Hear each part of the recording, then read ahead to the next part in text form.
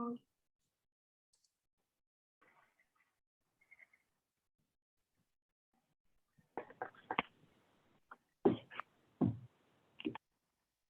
you look at Durant right now, he's got 32. He's got 10 goals and 11 assists. He's got a nice quiet triple. Can I go ahead? Yeah. Joyce here. Okay, hello everyone. Welcome to the Design Review Committee committee hearing for today, April 6th. A stand for the flag salute. To your flag. I pledge allegiance to the flag of the United States of America and to the republic for which it stands, one nation, under God, indivisible, with liberty and justice for all.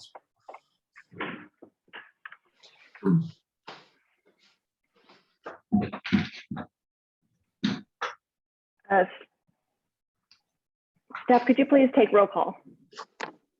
Roll call? Yeah, sorry. Martinez? Yeah, I'm going through a couple of them. Committee member Botany. Present. Committee member McKay. Present. Alternate Rick Chow. Present. Alternate Tony Chow. Present.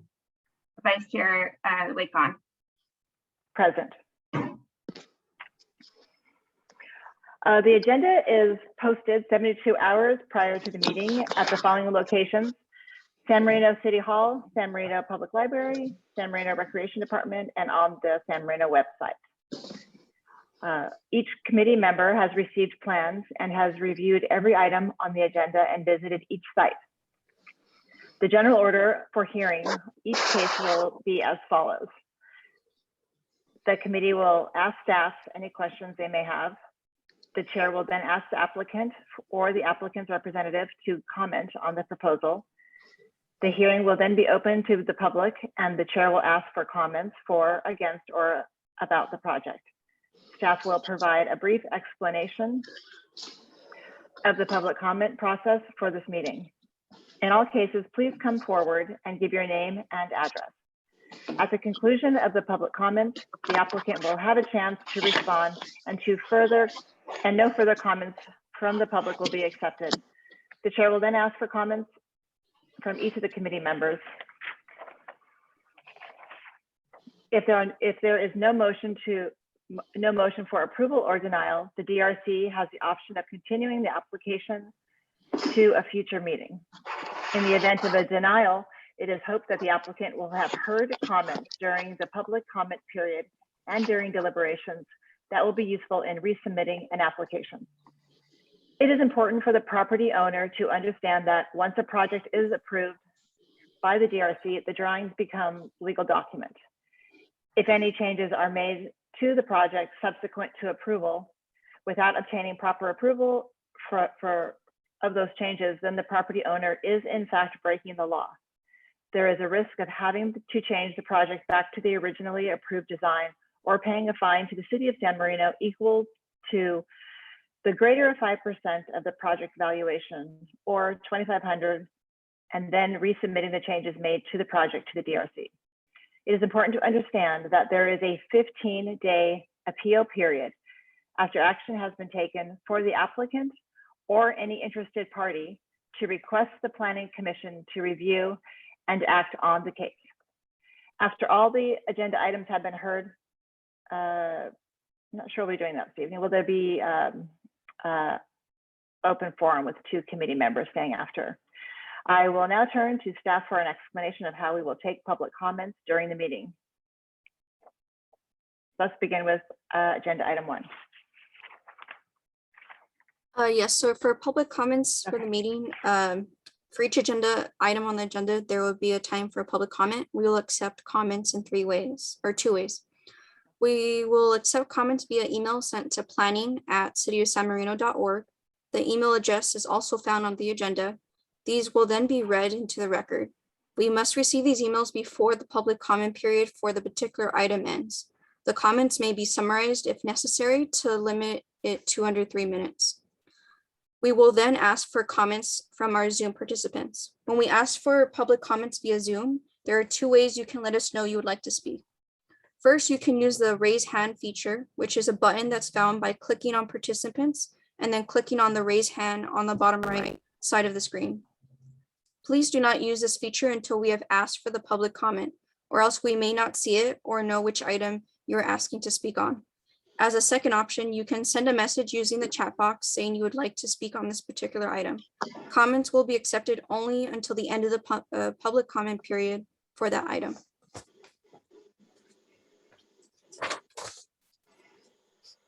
So for item number 1, which is design review case number 21-12 for 2200 Lorraine Road, the applicant proposes to construct an approximately 200 square foot single story addition and remove the existing entry gable along the front, which is the north elevation of an existing approximately 2004 square foot residence. The proposed 200 square foot addition will feature a breakfast nook. The project site is currently improved with the 1-story single family home in area District 6. This project was last heard at the DRC meeting of August 18, 2021, and is now brought before you for reconsideration. And staff recommendation is for continuance, but the DRC has the option to approve, continue, or deny. The applicant did provide revised plans to address previous comments.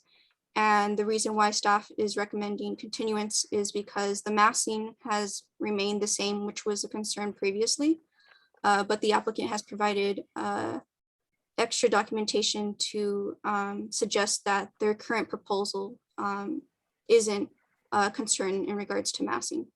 I'm available to answer any questions, and the applicant and the homeowner is also available. Thank you very much. Do any committee members have questions for staff? Sorry, can staff repeat the last part on the recommendation? Was it to continue? Yes, the first time that it was brought before the DRC, we recommended approval. And this time we are recommending continuance for clarification from the DRC as to how you feel about the massing concern that was brought up at the last meeting. You can approve the project as currently presented, or you can address further comments for the applicant to change. Yeah, thank you. I just want to interrupt. Go ahead. Sorry. Who is that speaking? It's Alicia. Sorry. Sorry. The committee member, Botany, has recused herself as she did in the last hearing because this is within her the area of her neighborhood. And I believe committee member McKay also had a comment.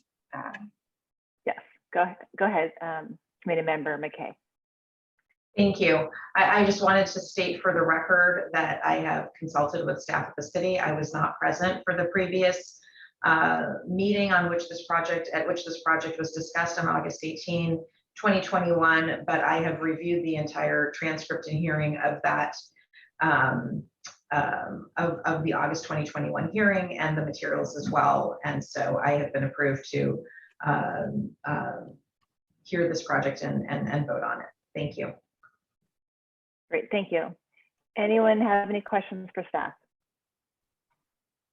I'm looking and I don't. Okay, no, I don't see any. Okay. Can I ask the applicant or the applicant's representative to present the project and be available for questions? Okay, go ahead, Mr. Leung.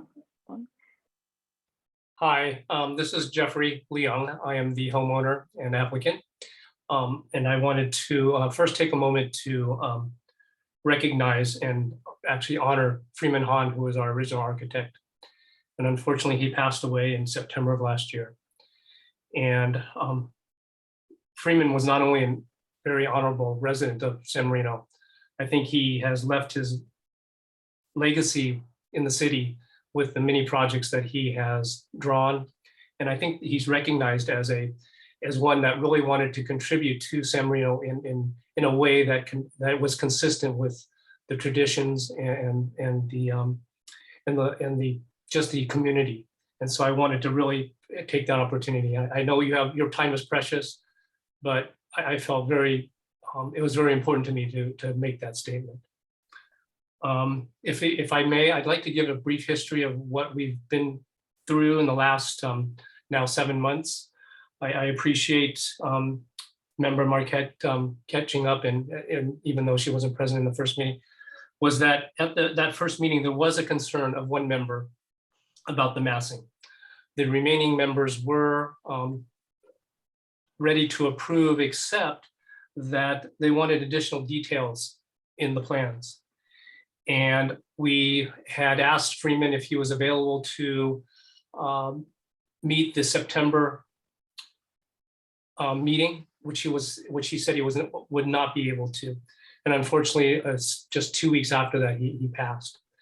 And so when we were interviewing for a replacement architect, we were informed at that time by Marlon that based on his review of the August DRC review, that the DRC had a concern about massing, but it wanted really additional information with regard to details of landscaping, the walkway, the driveway, and the eastern elevation. And so fortunately, we were able to engage Cindy Chang, who was on the call in late October and was advised of the DRC comments. And we submitted our revised plans to the city in November of 2021. Unfortunately, the city also went through some difficult times with departures. And I feel very sympathetic for the staff because they're not only having to catch up, I'm sure a fairly large load of applicants that are also waiting for this process. And so we understood that this process might take a little bit longer than expected. But fortunately, we were able to meet with Alicia over the counter on December 20th. And we presented the revised plans pursuant to the DRC comments from the August meeting. We went over them in person with Alicia, and she advised us that the details were not as detailed as she thought they needed to be. There was no discussion of massing. It was only as to the details of the driveway, the walkway, and the landscaping. We went ahead and we fulfilled those requirements and submitted a updated plan in January of 2020. We were set to, I'm sorry, it was actually in February of 2022. And we were told that we would be put on the March agenda. Unfortunately, the timing didn't work, and here we are today. So I wanted to just give that summary of where we were. So from what I really wanted to present and just share was that what we've been told and asked to do in our revised plans, we did exactly what we were told from the August meeting to our face-to-face meeting in December to our second, and then additional comments from Alicia after our first set of, not the first set, the second set was submitted. And that's where we are.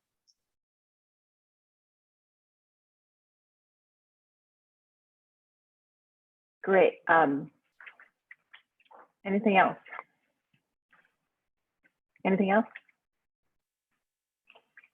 I'll go ahead and ask the committee members if anyone has any questions for the applicant. Anyone? Go ahead, Committee Member McKay. Thank you. I would like to ask the applicant about the photos that have been attached of all of these what appear to be Tudor Revival homes. These are all homes in San Marino, is that right? Correct. They're all within the area less than a square mile of our residence. And I'm drawing an inference, but I just want to hear it from you. The point you're trying to make with these is that. Okay, sure. No, I think that's important. When we were doing the original design, we actually wanted to go further out, and Freeman was the one that suggested that we actually reduce the massing because he thought it was more conforming if we went to a smaller scale. And so then when I met with Marlon, I was actually fortunate enough during COVID to have Marlon actually walk the neighborhood with me.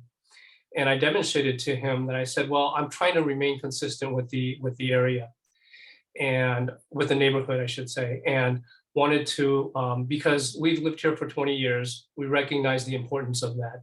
And we didn't want to have an oversized frontage of our property. And that's why Freeman suggested reducing the scale of the second gable, which he did, which is smaller than our existing gable.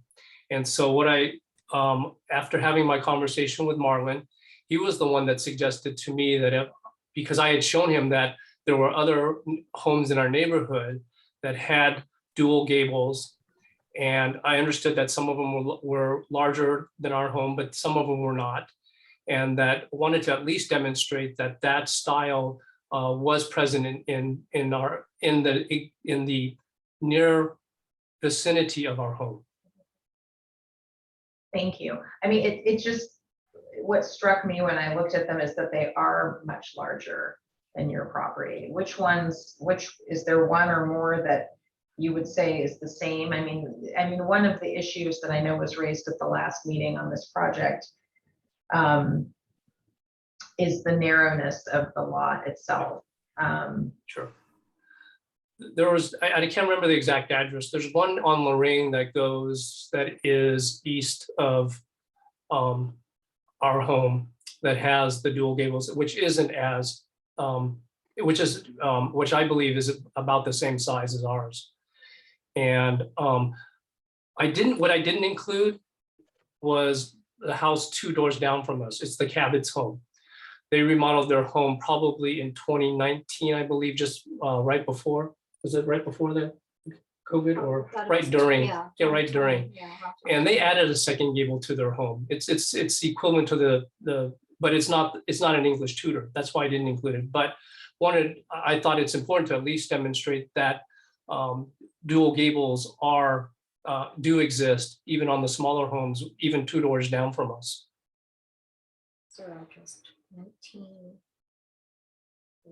Okay, thank you. Thank you. I have, Anyone else? Go ahead, Committee Member Rick Chow, and then Tony. thank you. So I have a couple of questions for the applicant, Mr. Leon. And first, I want to say that I appreciate you working with staff and also with your new architect to present a plan that has definitely much of an improvement with more details. So based on that, my quick questions maybe want to touch on a couple of things. First is if you could just confirm that what the tiny little filler in the back is the same. Maybe you can just explain that project a little bit in the rear of the house. And then secondly is if you could talk about the landscaping, because last time at the last meeting, there was really no landscaping. I think that was one of the reasons that the committee was not able to be convinced. So it looks like you are introducing a tree in front of the new gable. Would just like to have you talk about that. Also the brickwork to differentiate. So that's kind of the front facade. Yeah. And lastly, so 3 things: the back, the front landscaping, plus the brickwork. And then lastly, if you could take us through your roofing with the new Boral cedar light, where that's going to go, etc. Thank you. Okay, thank you, Mr. Chow. I appreciate it. I appreciate your questions. Let me address them. The back is currently a breezeway between that's U-shaped between the 2 bedrooms, and it's 80 square feet, which would be enclosed. So it's a simple enclosure of pushing back towards the back of the house the French doors that currently exist, and moving them about 8 feet back so that there's a little bit more of a living area in our family room. That would be the addition to the back. As to the landscaping, yes, I don't think Freeman was aware that of the detail, because I'd asked him about how much was needed. And what had happened was we had a 70-foot liquid amber in our front of our house, which we did not want to remove. Unfortunately, the roots were causing interior damage to our house, and we still have those cracks in our entryway, in our living room, or in our kitchen. And and so we had to go through that process of getting the tree removed because it was going to cause further damage. And what's that? Oh yeah, and of course the city approved it. We didn't do it without city approval. And so that was the reason for the removal of the tree. And as a part of that, we know that San Marino is a city of trees and how important that is. And my wife actually says, no, we need to put a tree back because we like the quasi privacy of being able to look out without too many, and the shading too, is two purposes. And so we really want to not just put a small tree there, we want to put a tree that will mature tree. And with that, we also, I'm sorry I don't have pictures before, our previous owner 20 years ago landscaped the front very nicely. And we would always get compliments about that. And so it is something that we want to bring back. Unfortunately, when they took out the liquid amber, it killed almost everything. And we do want to replace it. And I would say that the diagrams that we showed were the larger varieties that we wanted to install, but we'll also be putting in other landscaping to enhance what we have. And what I mean by that, smaller plants to enhance the landscaping that we will be installing. The brickwork, that was something that Marlon brought up as well. And I think it was brought up because the DRC had requested that information. And we wanted to do age bricking, but I'm going to rephrase that. We will be doing age bricking, but we want to create a slightly different design. And I can't remember, I didn't realize that brickwork had so many different versions. And so I did present to Marlon the version that we wanted to, so that the bricks themselves would look aged and matched the brickwork on the existing to remain aged, but would have a different pattern to show that it was the newer version. And so that was something that I demonstrated to Marlon at the time. And Marlon thought that was a good idea. I'm on mute, Amanda. And as far as the roof work, it would be the entire house, and it would be the presidential and the garage as well. All the roofing needs to be replaced because it's aged. And unfortunately, we were cited because of the age of it. And it's something we've been trying to actually do for 2 years. We've known about it, but we thought, not 2 years, since we started this process, I should say. And it was something we wanted to hold off on until we got the approval to do the remodel so that we'd have the roofing done at the same time. So I'm sorry, are you replacing the roof with this also? Are we replacing the roof? Yes, we're replacing the entire roof. With the cedar light? That's correct. The presidential. Okay. Yes. I'm sorry. No, wait, the presidential? Whatever it was approved, it's on the approved list, and we listed it on the plans. So, It's cedar. Yeah, I think I have cedar light. Okay, then it's cedar light. Which is the Boral. It's not the composition shingle. That's called presidential. I'm sorry. PL. My apologies. So You're correct. Yes, it would be the cedar light. Okay, go ahead. Yeah, go ahead. Sorry, Rick. I interrupted that answer. No, thank you for your explanation, and thank you. Thank you. Okay, great. Committee member Chow, did you have a question? Tony?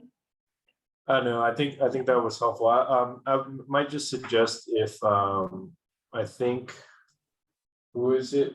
Sorry, give me a second.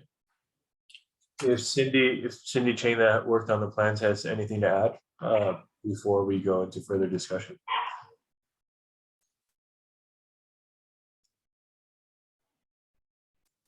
Go ahead. You can unmute yourself and go ahead.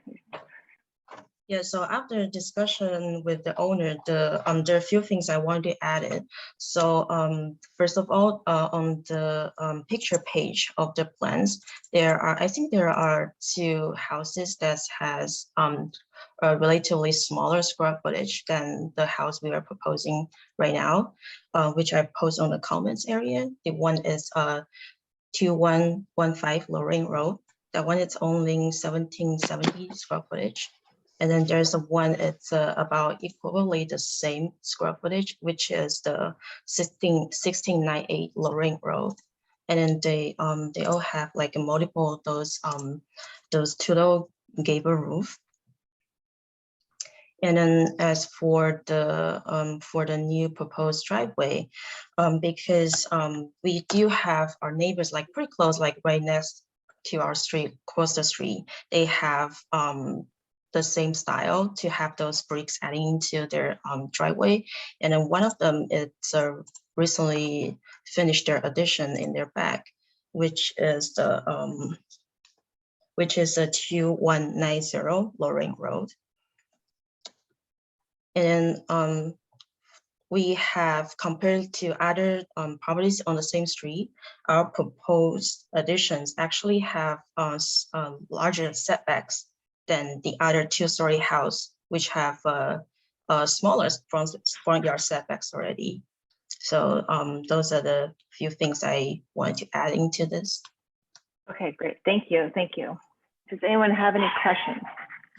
I do have one more question. Go ahead. For either the architect or the applicant. So if I heard correctly, the applicant was saying that the new gable is smaller in size, right? In mass. Than the existing. Okay, do you happen to have the measurement or an estimation of like percentage wise, how much smaller? I can't find the information quickly on your plans. So if you could just explain that. Cindy, do you have the height of the existing and the height of the proposed? Yeah, so Are you talking about the height or the size itself? It's both. Okay. Yeah, so the height for the existing roof, it's 19 feet and 8 inches. And the one we're proposing right now, it's on the north front elevation, which is 19 feet.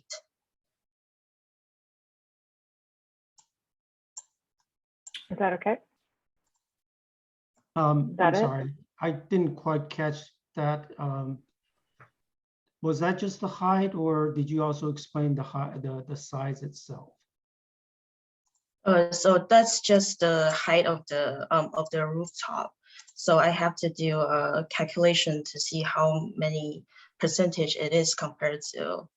Right, the height I can tell pretty easily. I'm more interested in the size.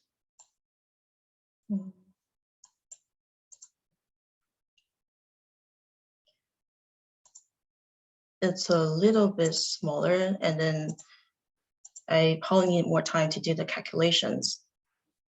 Okay, thank you.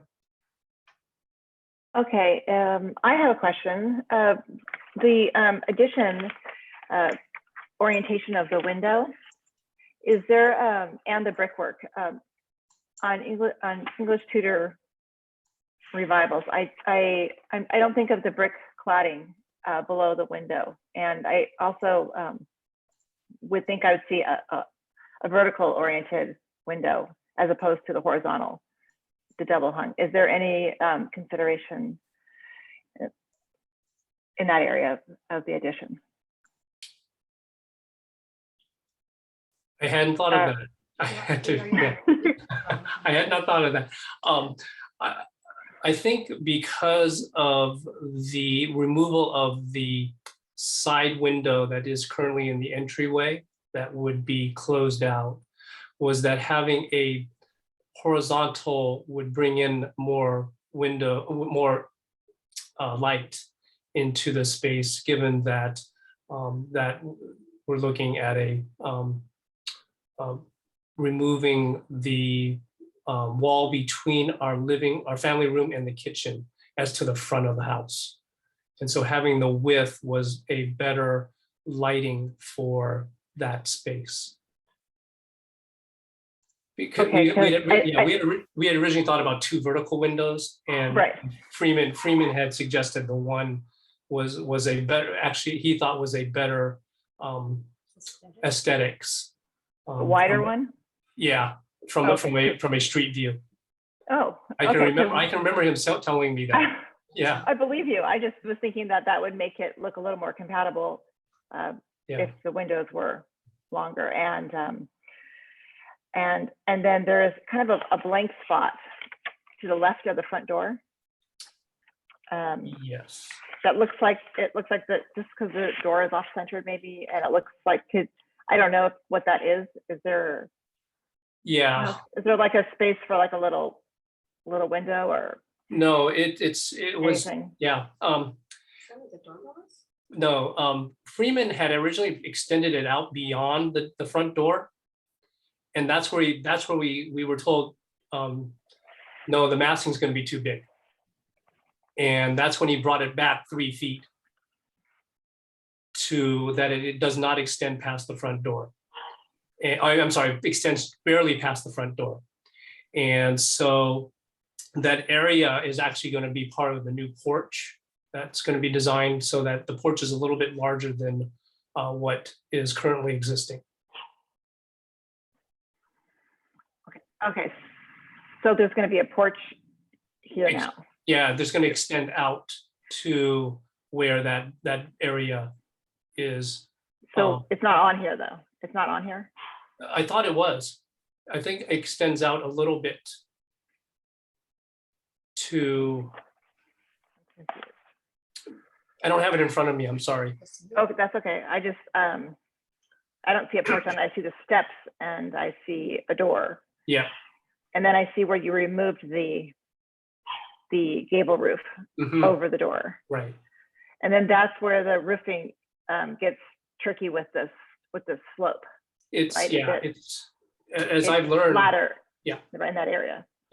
Sort of a modified, as I've learned, a cat slide, but not curving, more just, yeah. And you know, I asked that same question as after our initial meeting, and I started walking around the neighborhood, which I like to do every morning, and I've seen a lot of the homes with the additional roof lines that are different, that aren't, I guess, one degree, the same degree. And that they did change. There are homes in San Marino with the change in angle when they go out towards the front. And so I thought, okay, that's what Freeman must have had in mind. And in fact, I believe it was one of the other members who had questioned about that very question to Freeman at our first meeting. And Freeman did show him it was on the plans. It's just that it was not recognized. And I was either, actually, I don't remember, so I won't guess. Right. Thank you very much. Anyone else have any questions? Yes, Vice Chair, if I may, I have a follow-up question. Thank you. So the gable size again, what I did quickly just now is I overlaid the left gable, the new gable on top of the old gable. On your plans, they're the same size. So if you think that they should be different, what I can only say is that from the plans I see, it's not reflected that way. I just want to kind of share that information, at least from the overlay I did just now using your updated PDF plans. Basically just copy and paste the new gable on top of the old gable. They're the same size, just to point it out. So unless the applicant and the architect can show different information, I would have to take that they're the same size. And I guess I'll let Cindy speak as well, but I knew that it was shorter in height. I could not speak as to the width, and I understand that. But it was in my conversation, and this is just my recollection with my conversations with Freeman, in that when we were building out and he thought about going to 16 feet, that's maybe where I misunderstood that the massing from his standpoint, that he was bringing it back over somewhere shorter by 3 feet, less going out, and that he also cut the width by a foot, and so that was my understanding of why I thought the massing was smaller.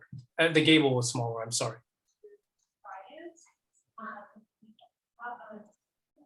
Okay, thank you very much. Anyone else? I think we are ready. Is there anyone here for public comments? So I just did a quick measurement. So for the height, it does a little bit like close to 9 inches lower than the existing, and then the width, it's more close to 1 feet shorter. So it's a little bit smaller.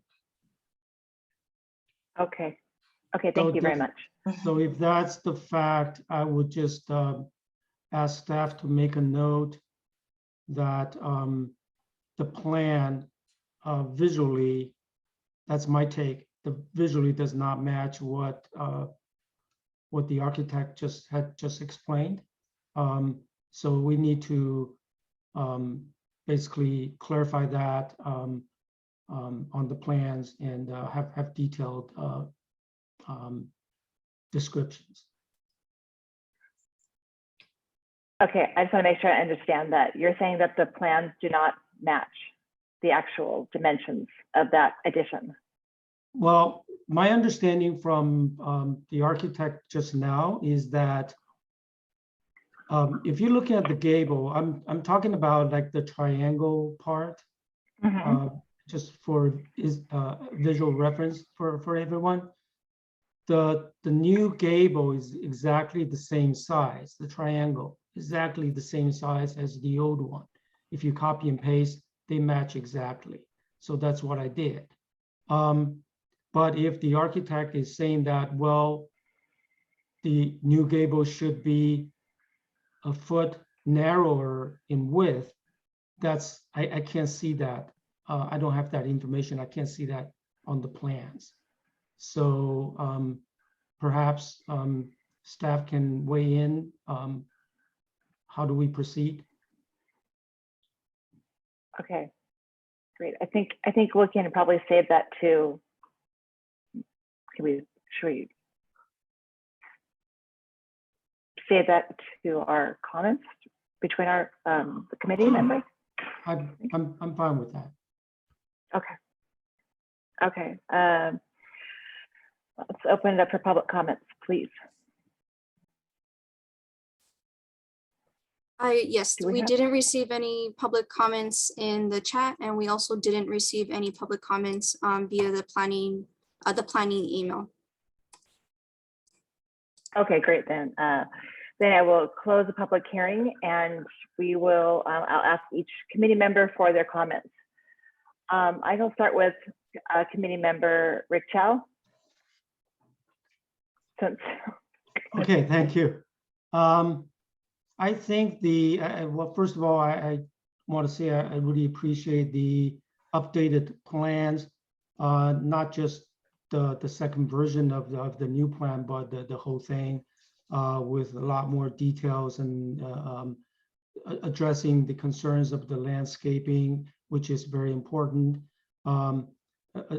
Also called out about the brickwork to differentiate the pattern using the new Flemish bond brickwork for the new gable underneath below the windows. Of course, the roofing is pre-approved, and I think the Boros cedar light, the proposed color is appropriate for this house.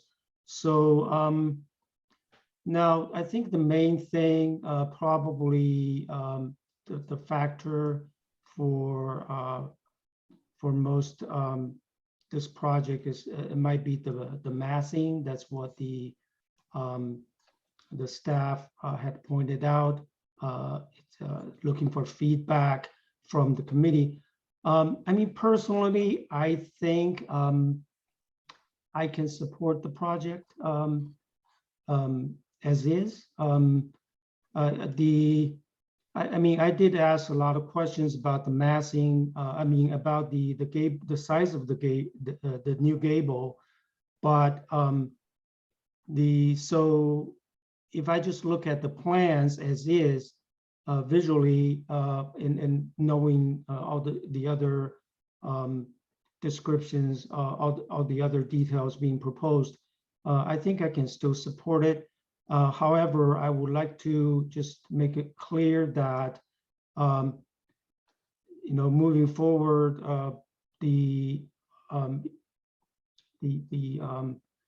architect, the plans, if indeed the new gable should be narrower, then we need to correct that on your plans and submit it and make sure that staff everybody is clear and becomes a legal document. Thank you. Great, thank you. Committee Member McKay. Thank you. I too appreciate the presentation by the applicant and the strides that have been made between the time this was first before the committee and now. I guess I have 3 concerns, and I would like to hear from my fellow committee members as to whether they share these concerns and these are cause for a continuance, or whether these are grounds for some, approval with very specific conditions. So my concerns would be that the plans don't reflect what the architect has just stated, that it's not clear, that it's not clarified in the way that we usually see it. The new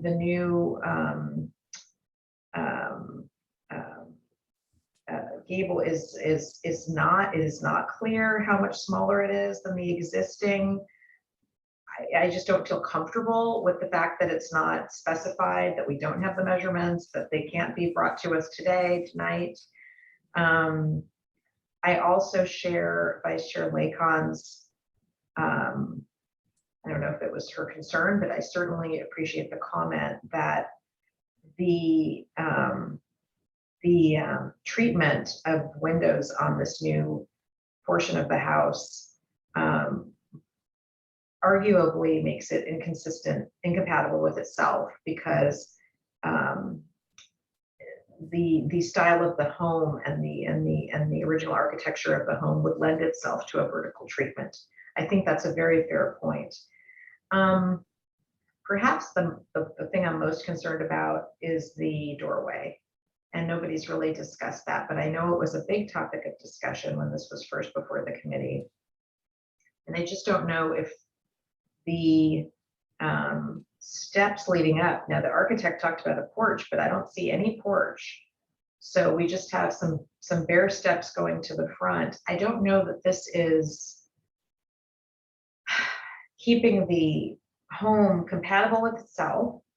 And I certainly don't know that I find that it's compatible with the legal neighborhood, because I don't know that I've seen a Tudor revival with a front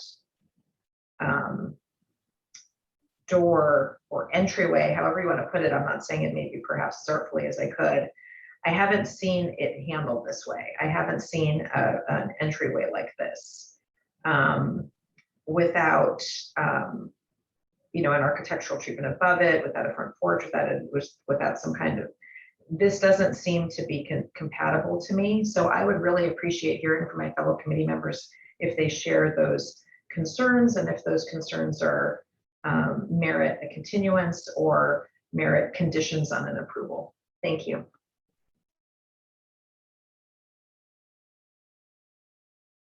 Great, thank you, Committee Member McKay.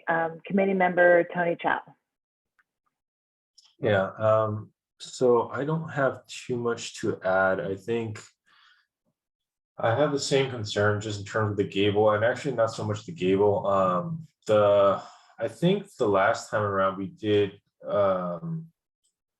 Commissioner Chang, I believe, was asking about some clarification on how that roof in the front north would look. And so kind of speaking to the gable sizing, I can see the dimensions.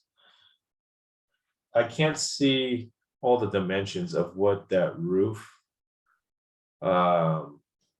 post the new proposed roof exactly would look like, or the measurements.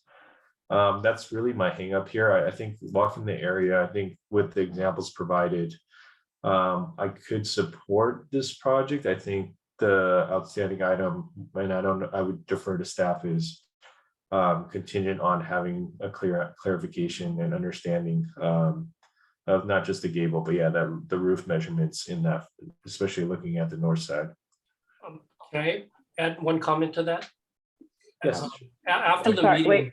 Oh, I think I'm sorry. I think it's our comment session is closed. Oh, I'm sorry. I just wanted to point out that it was addressed by Freeman after the meeting with Member Chang.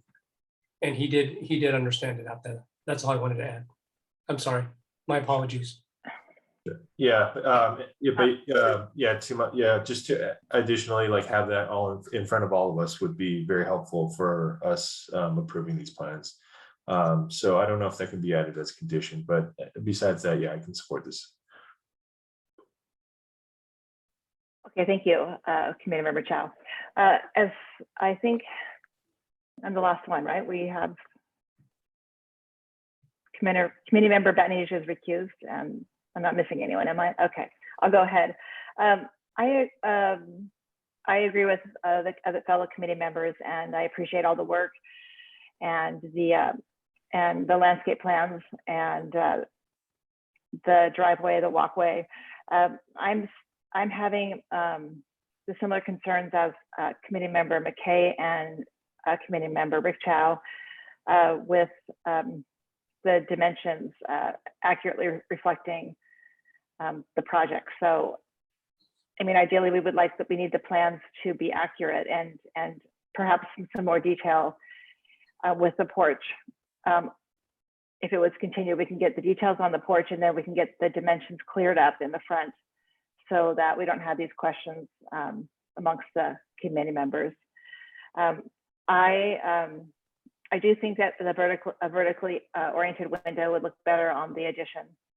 And I don't think that the brick cladding that's added to that addition is necessary for compatibility, and I find it to be incompatible. But that was my more of a concern to me is the dimensions being accurate on the plans. So I think that's it. Does anyone want to discuss anything? Any of the committee members before we make a motion? Is there anybody who'd like to make a motion? Well, I think, Vice Chair, I think I agree with both your comment, well, everyone's comments. But I think given the concerns, I think the front porch could add something very nice and also more consistent to the style. That's a concern. And also knowing for sure exactly the size of the gable, the new proposed gable. It seems to me those two factors might be a little bit too ambiguous if we just make it into conditions. So I think if I were to make a motion, I'll probably at this point leaning more toward a continuance. With more exact size of the gable and a detailed drawing of the porch and the entryway. Right, consider some sort of architectural design. Maybe it's a little bit, I think committee member McKay was maybe pointing toward the style, like she was explaining for a Tudor style. Normally you have a little bit kind of a recessed area for the porch Correct. area. I see her nodding, so I'm not putting words in her mouth. So so maybe that is something for the applicant and the architect to consider. But I think the gable size needs to, the plans needs to accurately reflect what exactly what the applicant and the architect in mind. And there's some other couple of things that the window treatment, I'm not really, that's not really a huge factor to me. But then again, any other members could definitely add more instruction to that. Thank you. Thank you. Does anyone have any thoughts on the roof between the addition and the existing gable? That would be part of clarification possibly for making that's part of the massing issue, maybe making it a little more compatible with the Tudor style. That would be involved with the entryway. I would agree with that. All right, and I didn't mention this, but we all know that there has been backlogs of roofing material, and that Cedar Light has been backed up for a long time. So that's something that could come into play later on. So do you want to go ahead and make a motion? Sure, I will. If no other committee members are coming with more instructions, I will make a motion to, excuse me, let me just pull up the item number. Make a motion to continue item DR 21-12 to a future mutually agreed date. Unless staff wants to put it on a certain date and the applicant is also available or has enough time. So can I ask staff to weigh in? Should we put it on a certain date and ask if the applicant is okay with that date, or we can just say mutually agreed date? Yes, so our next available would be the March 4th design review meeting, which gives them a little cushion time to redesign or provide further details and submit in time for us to put it on the agenda if the applicant is agreeable. Could you say the date again? You said, I believe you said March 4th. May 4th. Sorry, I meant May 4th. If I said March, it's May 4th. May 4th? Yes. So. Great. Okay. Does that give, sorry. I think that's Do we Okay. have to agree with that first before we second? I think we should ask the applicant, does that give them enough time? So they were rescinded. Cindy, So- is that, will that Well, suffice? well,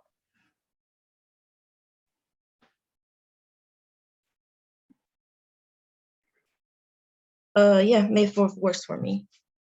May 4th? thank you very much.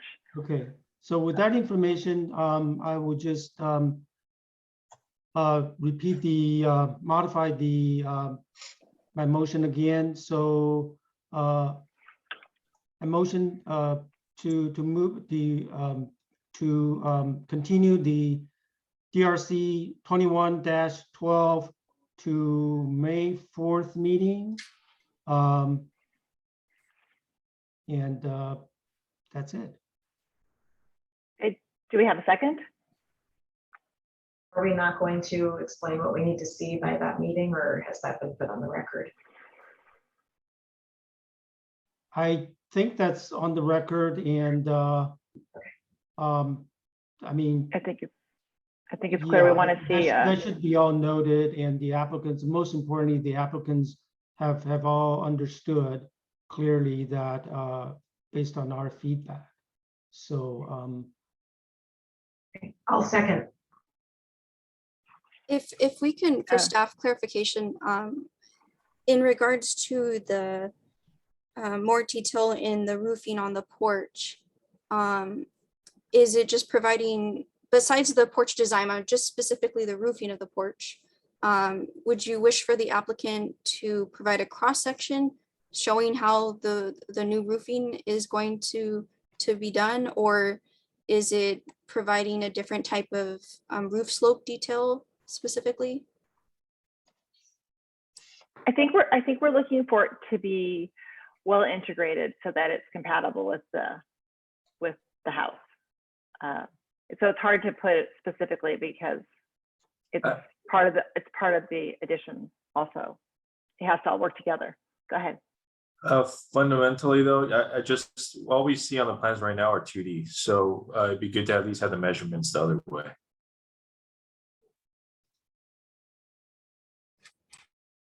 Did you get that? Yes. Is that right? But if Okay. that's the motion, I can go ahead and take a roll call. So let's see. Vice Chair Lakin, Yes. let's see. She's absent. Committee Member McKay, Yes. Committee Member Chow, There's this two is of Rick us. Chow, yes. sorry. Committee Member Tony Chow. Yes. Okay. Okay, so then that's 4-0 to continue the item to the May 4th meeting with the directed corrections and revised design. Great. Thank you very much. Thank you. And we will go now to design review case DRC 2175, 1400 Winston Avenue. And Vice Chair Lakin, I'm recusing myself based on residential recusal. Great, thank you very much. Okay, and can we have the staff report, please? Yes, if we can somehow indicate to who's missing. Committee member. Yeah, Oh, committee member. she's back. She's back. Oh, okay, cool, awesome. So yes, item number 2, design review case 2175 for 1400 Winston Avenue. The applicant proposes to remove the existing wood shingles and replace it with the Certainty Presidential Shake TL in country gray on the existing 1,862 square foot single story residence, also including the re-roofing of the detached garage. And all the attachments and everything in regards to the change is provided. This is not, this property is not listed on our historical survey, and it complies with the pre-approved roofing material. Great, thank you very much. Does anyone have any questions for staff?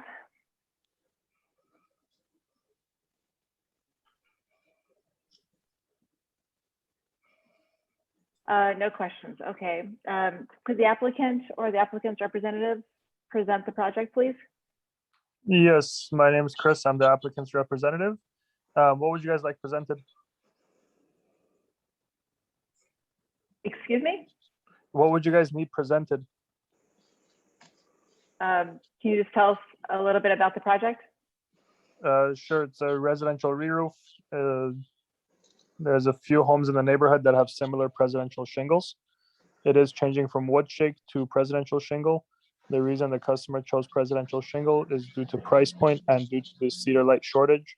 We're about 8 months out on that product, and they wanted to get this done as soon as possible. All right. Is that it? Yeah. Okay. Does anyone have any questions for the representative? Anyone? I have a question. Did no one else had a question? Did I see that the tarp, there's been tarps on the roof for quite some time. Yes, we tarped it about maybe a month and a half ago because we couldn't get the approval to do roofing and they didn't want leaking into the house. Okay. And did you look at any other options that were on the pre-approved list? The only other option that we did not have to go through the DRC was the Cedar Light tiles. Right. What about replacing it with just the wood that was already on it? Replacing with wood shingles at this moment with current wood pricing is about 4 to 5 times the cost of a presidential shingle. The presidential TL or the Yes. presidential? The you're saying- presidential TL Solaris, which we have the country gray.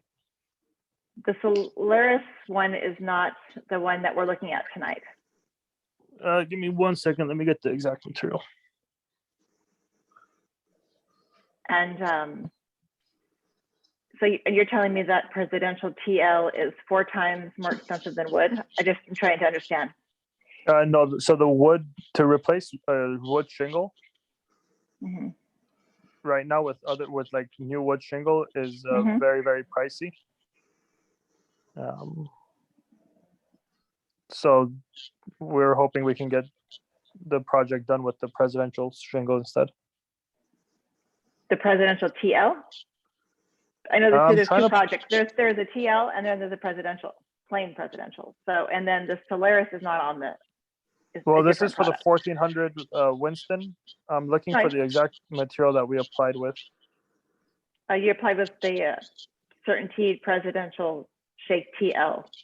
Yes. I believe that's what I'm looking at. Country gray. They're not Solaris. You're correct, sorry. Okay. Um, Now, go ahead. Does someone have a No, question? it's okay, continue. Go ahead. Go ahead. Yeah, I was just wondering if the applicant is aware that they are allowed to replace their roof with wood shingle. Is the owner there? The owner is not. Okay. I'm representing them. Okay. They are aware it was provided to them in the bid. However, it was close to, like I said, I think about 5 times the price of the presidential TL. Does your company? You said it's 5 times the price of TL. Yes, right now, wood shingle, the grade which we recommend installing is close to about $2,400 a square, just for the material. Okay. I am just speaking from the fact that I just got my house redone with wood shingle and it was actually maybe the same or a little bit less than the price to put TL, and I compared prices. So I don't know if your pricing is market pricing or if I just got a steal or something, but I mean, your applicant is, you're not applying for, your owner is not applying for wood shingle. It doesn't seem to be known because it's a fairly recent change. It doesn't seem to be known that wood shingle is allowed to be replaced with wood shingle in our city. And I just wanted to put it out there that the owner, I wanted to ask if the owner was aware, and you're telling me that the owner is aware, so that's fine. Thank you. Yeah. Mhm. Okay, I just want to confirm that there is no owner on tonight or available. No, there is no owner. Excuse me? There is no owner. There's no owner to the house? Like there is no owner on the call. Okay, great. All right. I don't know then, because on the staff the report, I believe they, and perhaps you've seen the roof, when you put on composition shingle in the city, gutters are required to be installed or on the home already. And from what I can see from your property, there's no gutters on this house. So have you also included a proposal to the applicant, to the owner for installing gutters? I was not aware of that, but I can let them know. And is that only going to be on the front portion, or do we have to do it all the way around the home? Around the home, I believe. It's part of on the pre-approved list. It's under, if you look at the composition shingle and to the right, there'll be a list there of conditions that are to be met when you install a composition shingle. Okay, I can propose Okay. that to the owner. And are all the requirements for gutter there? For example, size, shape? I don't know. I think whatever size you're supposed to put on a home that size with a roof that type. Okay. Okay.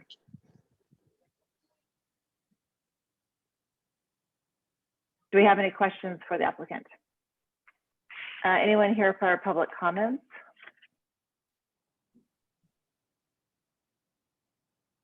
Ms. Martinez, do we have anyone here for public comment? We do not have anybody in the chat, and we also do not have anybody who has emailed us in the planning email. Okay, great. Thank you very much. Then I will close the public hearing portion and move to committee member comments. Okay, committee member Tony Chow. Actually, sorry, I forgot to ask earlier. So does the representative have authorization to approve with the gutters if we do intend to approve this?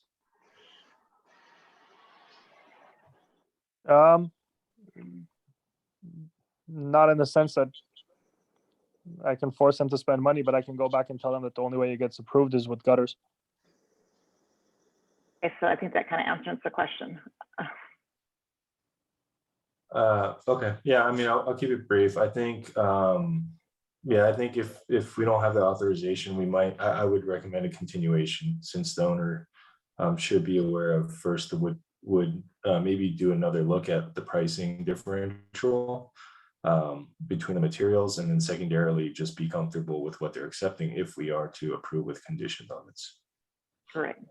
Okay. Madam Vice committee Chair. member, yes. Yeah, real quickly, Cedar here. Yes. Oh, hi. Hi, good evening. If the gutters are a requirement, so you could move, if it was the pleasure of the committee to approve this project, to condition it. If the applicant or homeowner in this case were to have an issue with that, they can appeal the decision. However, again, it is a requirement, so it would be conditioned to comply with it. Thank you. Thank you. Committee member Batnish. Yes, hi, can you hear me? Yep. Yes. Thank you. This neighborhood seems to not have very many composition shingle roofs. I have seen a couple, but I understand that this is a somewhat modest house and it's not in the historical assessment. From a design review point of view, I think it would be better if this house had wood shingle. But I also understand that, I don't know, I'm not convinced that just because of my own market research, I'm not convinced that the owner has necessarily had the correct pricing information in front of them, but I also. Can I ask you a couple of quick questions about that? I'll leave that to the vice chair. to No, decide. I'm sorry, we've moved to committee member discussion. Okay, no problem. I guess I should say that nevertheless, that what the item that is in front of us is they're asking us to approve presidential shake TL. I hope that that is the right thing and that it's not a separate, that it's not a different material, because there seemed to be maybe some confusion about that. But what's written on our sheet is certainty presidential shake TL composition shingle roofing material in the country gray color. I would also, I mean, if the committee is going to approve this, and I'm sort of iffy on that, I mean, I'm neutral on it. I think it would be better that it be wood, but that's not what is being asked of us. But I would strongly prefer that the applicant consider shadow gray instead of the country gray. The country gray is really gray. It doesn't look like weathered cedar. And it looks gray. And in this particular house, I would strongly prefer that if this material is going to be put on, that it at least look a little bit more like natural weathered cedar wood shake. And that would be the country gray the shadow gray rather than the country gray. But I guess I would perhaps add that as an option for the applicant. There's also, I don't know if this material is in high demand or which colors are in high demand, but I would just suggest that the applicant might consider shadow gray. That's it from me. Okay, thank you. Committee member Rick Chow. Thank you. I think since this proposed roofing material is on the pre-approved list, we should just basically base our assessment accordingly. I think that's basically probably the best way to approach it. The applicant may or may not know about the wood shingle, but they're presenting the presidential TL. In terms of color, I'm okay with it, but if the committee would like to make it a recommendation, we can make a recommendation, add that to our motion. The style-wise, I personally think it's compatible with the legal block. The north, to the north and to the south of this house, one I believe is they're both synthetic or fiberglass of some sort. So based on that, I think it's compatible with the legal neighborhood. So I can support the project as is, and perhaps with a recommendation of the color that committee member Batnich had just mentioned. Thank you. Great, thank you. And that's it. Okay, and I could support a continuance. I understand where committee member Chow is coming from, that it is on the pre-approved list. I'm not really comfortable without the applicant here.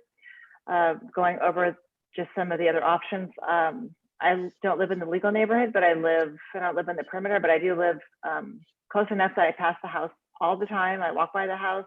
I've seen the plastic on it for a long time, and I've seen the plastic ripped up and it's all over, and some of it's in the yard. And if I had a house that I needed a roof that badly, I would have put a wood shake roof on it and not waited for the design review, because it looks like it's there's damage going on inside the house to have to need that much tarping. So I appreciate the applicant wanting to use certainty presidential TO. Is it compatible with the neighborhood? Not very compatible. I think that something that resembles wood shake is more compatible in this area, and it is next to the potential historic district that does have many homes with wood shake and shingle on it, and natural materials like Spanish tile. So I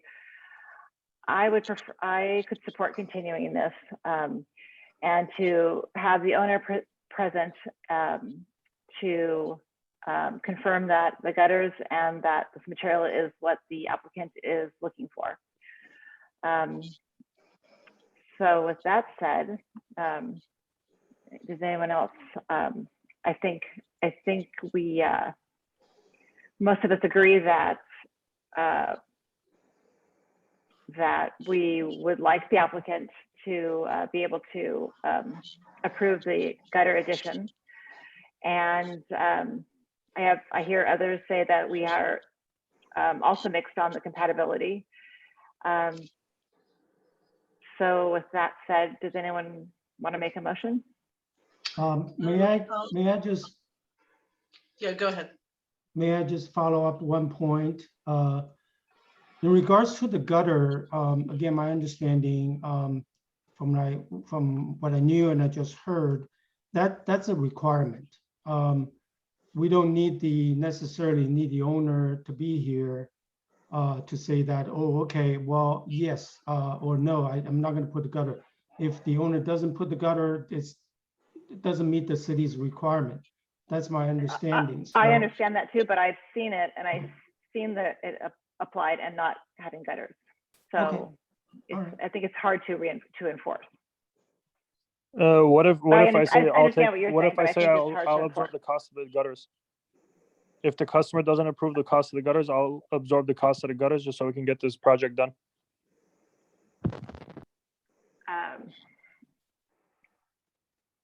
So do we have a motion? Does anyone want to make a motion?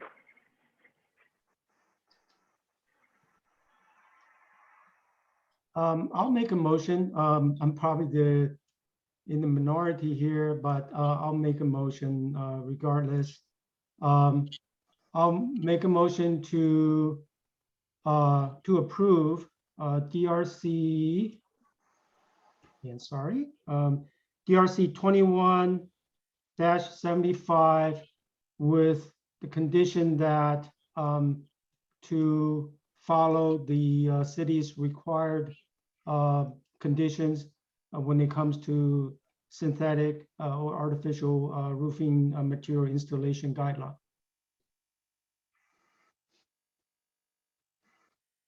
Does anyone want to second that? Ray, do you want to add anything on color or condition, or just leave that open? Yes, thank you.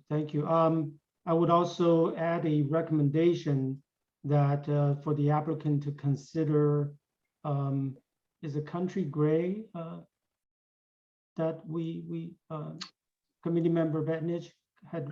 Shadow gray is the one that I was suggesting. Shadow gray, I'm sorry. So shadow gray, have the applicant to consider using the shadow gray instead of what's being proposed color-wise. That would be my motion. I'll second. Anyone? I'll second. Okay.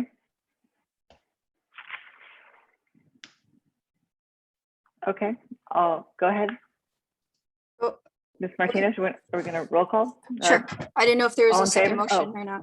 Oh, I Okay. think, we I mean, I'm in a uh, second. Tony Chow. Okay. So I can do roll call. Let's see. Vice Chair Lakin. No. Okay.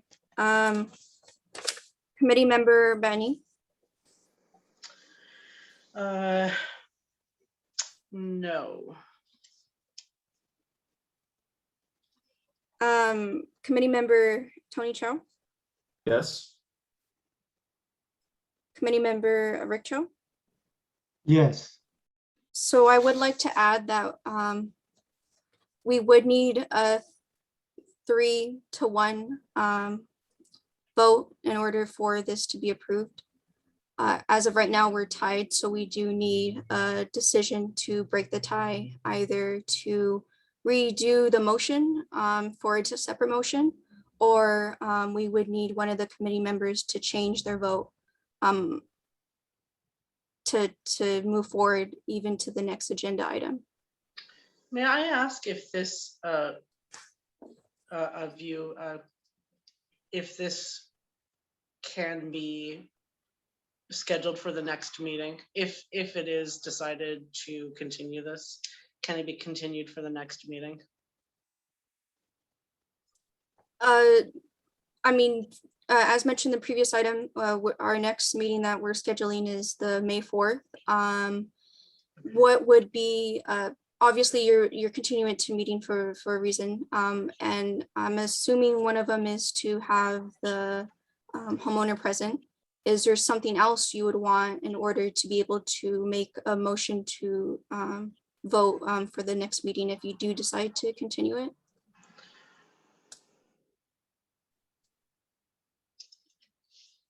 I was just concerned with time because I know that this is a roof that has been in poor condition for a long time, but we're also finishing the rainy season. I was just cognizant of time, that's all. So Vice Chair, if I may ask, is it okay that we have a quick discussion? Because we have a tie here. Could you maybe just kind of maybe explain again what is making you consider having the owner here as opposed to, I understand normally it's always good to have the owner here, but what is really the benefit to have the owner here for the next meeting besides the gutter issue, which personally I think it's they need to meet city's requirement when they install the roofing material. A neighborhood compatibility and compatibility with the house, but neighborhood compatibility. There is a wood shake roof across the street, and there's one across and one over. They're all around the neighborhood. So that being said, the applicant isn't here to ask. And right now, I don't know if the applicant is aware of their options and if maybe there's a better option besides composition shingle.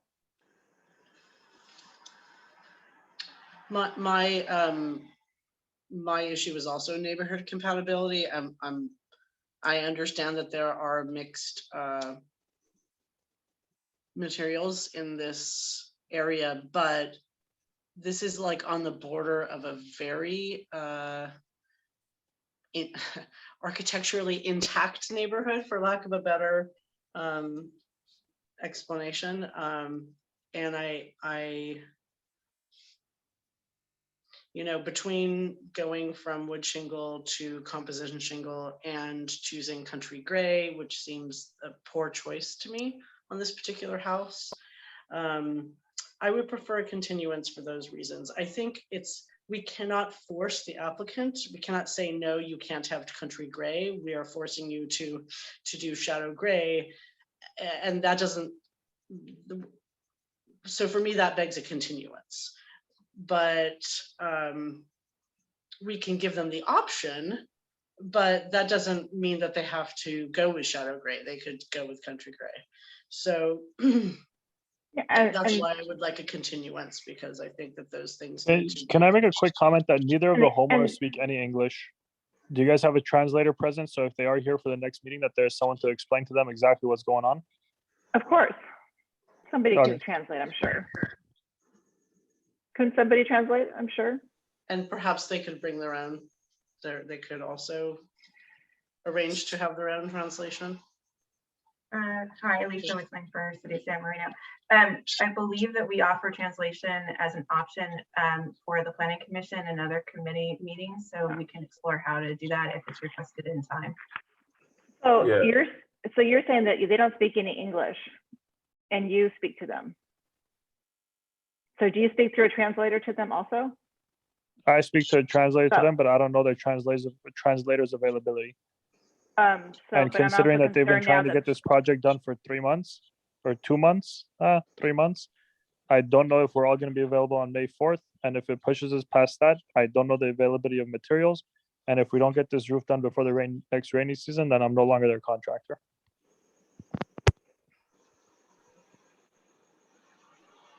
Do we need to change our motion? What do we need? What's the next, to I get mean, it can to? I make a new motion based on the things that we have? Yeah. Am I allowed to make a new motion, or are we? Because your other motion did not carry, you can entertain a separate motion.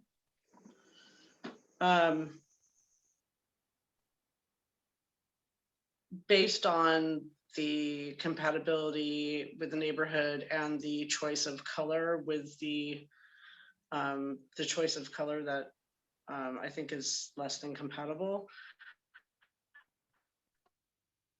than another. I would like to move to continue design review case number DR 21-75, 1400 Winston Avenue, to the next available meeting, which I believe you said is May 4th. Yes. To May 4th. Okay, thank you. If I Do we get have them, a if I get second? them to approve your desired color, can we make that work today? Do we have a second? I'll second that. Go ahead. Okay. You go ahead. So if we can do a roll call for this new motion. Is there a second? I'm not sure if I heard a second. Vice Chair Lakens? I'm sorry. Yes. Oh, I'm sorry. Go ahead. I did. Okay. Okay. So Vice Chair Lakin with the motion to continue to the May 4th meeting. Yes. Okay, That was, I second. Like. right, but roll call. So yes, you're, okay, Oh, yes. Oh, you're asking yes. okay. Committee member Bettany, Yes. committee member Rick Cho, No. and committee member Tony Chow. No. So we are still at a 2-2 tie. Okay, so how do we move on? Yeah, probably more discussion. If I might say, I don't see what extending it. It's not that I don't mind extending it, but I just don't see what'll change between now and next month. And why I ended up voting this way was because Rich made a good point, right? If the rules are he has to have the gutters, they have to have the gutters, and that's not really a condition we need to give them. If they don't go along with it, then they can't be approved. And if we approve them for what they ask for or other color options, and they decide to go wood shake, they can just do it. So they wouldn't have to come back to us, right? The owner would be able to just make that decision. And so that's kind of why I just don't see going to a next meeting being effective. Oh, okay. We just don't know because the owner isn't here. So how do we do this continue? How do we move forward if we're So still say the 2-2? Would Vice Chair and committee member Bettenich consider the color, if we make the color into a condition, and because we have the representative here saying that he can approve on the spot. So if we make that into a condition, would you consider that? No, No, okay. I was not. I'm not. Is that any, I can't speak for committee member Benish.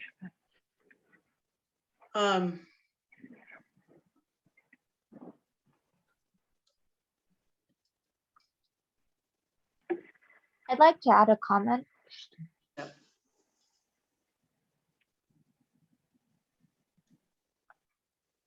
Was that Ms. Martinez? I don't No, know it who- was another member, but we are closed for public hearing. So we actually can't hear from either the applicant or any other member of the public in regards to this project. It does have to be an internal discussion between the committee members and staff if necessary. Thank you very much.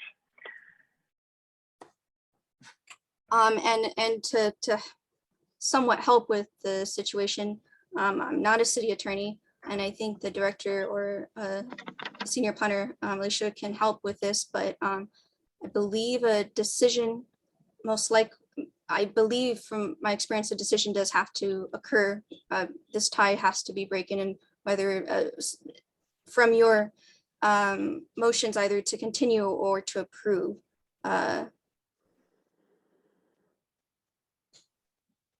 So the motion, hi, this is Director Figueroa. So if the motions fail, that means the project does not continue. So at this point, I think what I recommend the committee is if they can find a consensus in terms of how to move forward. And so at this point, perhaps a continuance would be the best option. Sure. Being Yeah. that the project would have an opportunity to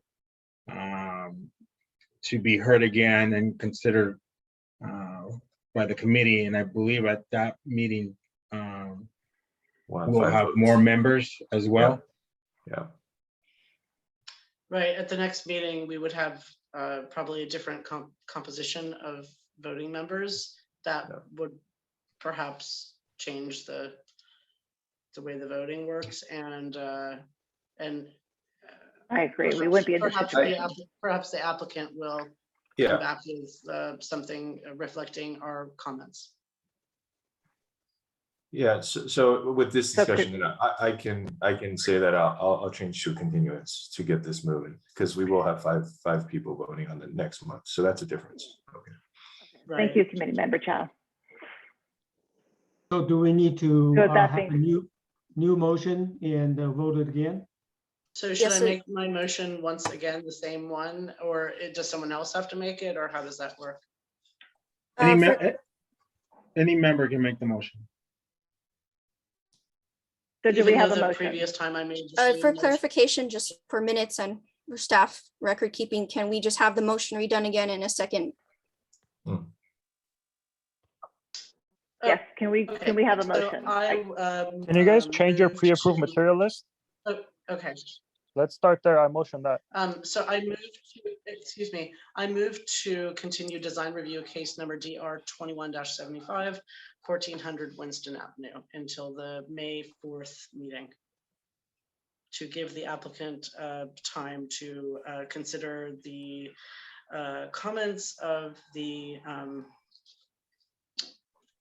DRC. Great, I'll second that.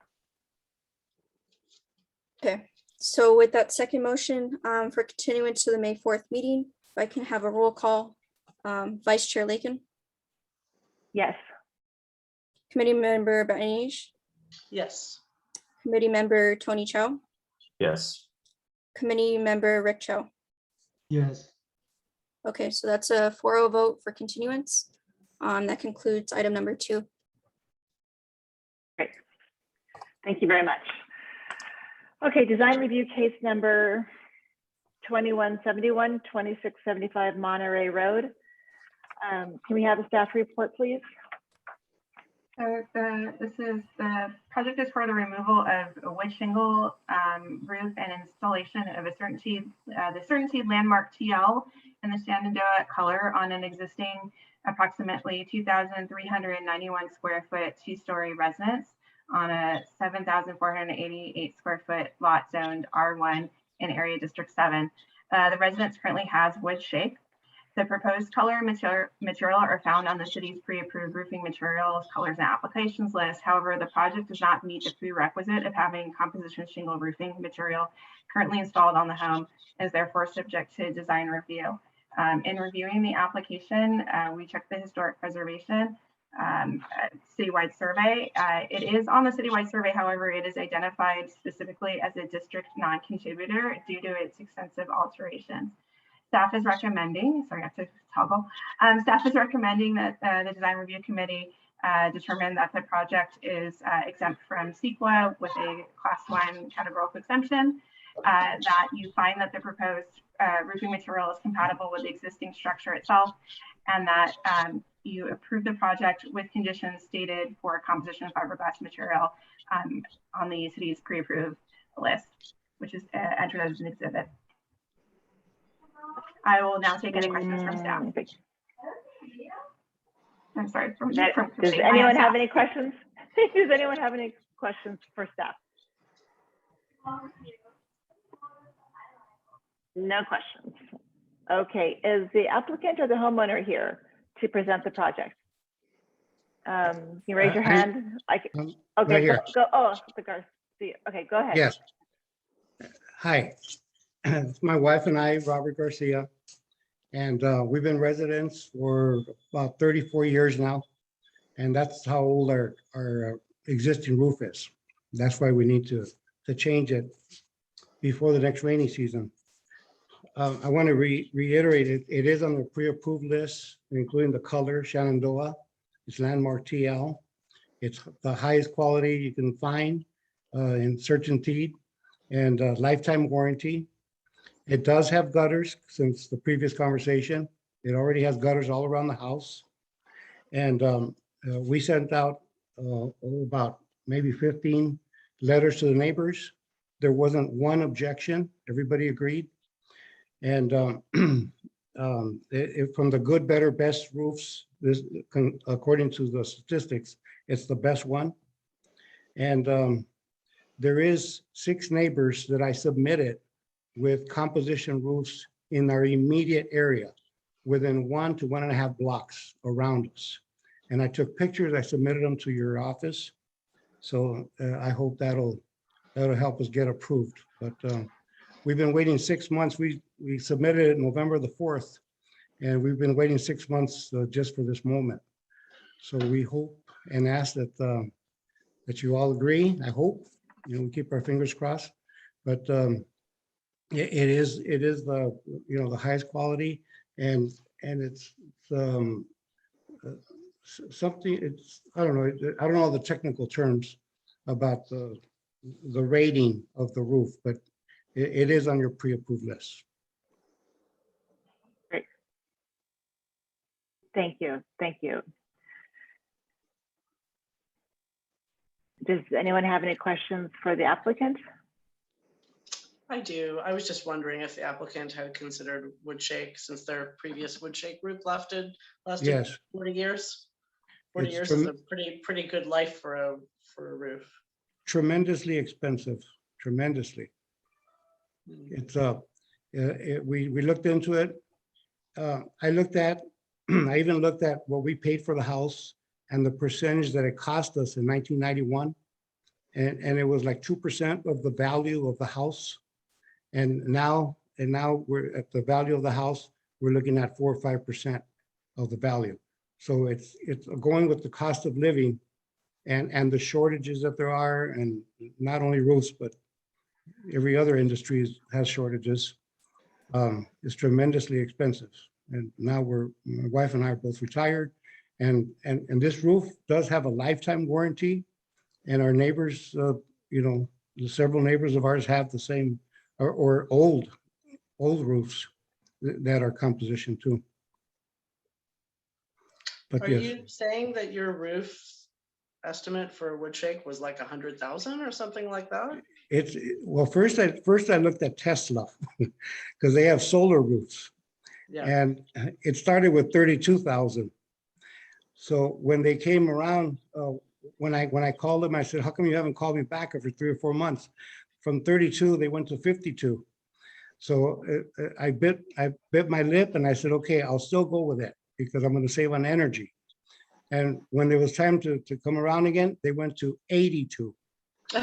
So I said, "Look, we're not going, or I'm not going to get my money back on the energy saving." So Yeah. the Woodshake is up there with that. That's why I was going to go to the Tesla.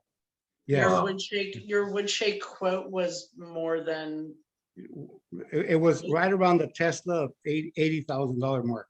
80,000. Yes, and then again, shortages. So I don't know how long it'll take to get that one, but this one is about 2 or 3 months, I believe, with certainty. But yes, tremendous. There's a neighbor across the street from us, and she won't apply for the roof either. And she does have water coming in, but she doesn't want to go through what we're going through right now. And her roof is just getting older and older. She doesn't want to go through a unapproved, roof. I just want to tell the applicant that I know of Woodshake roofs being installed in San Marino for $30,000.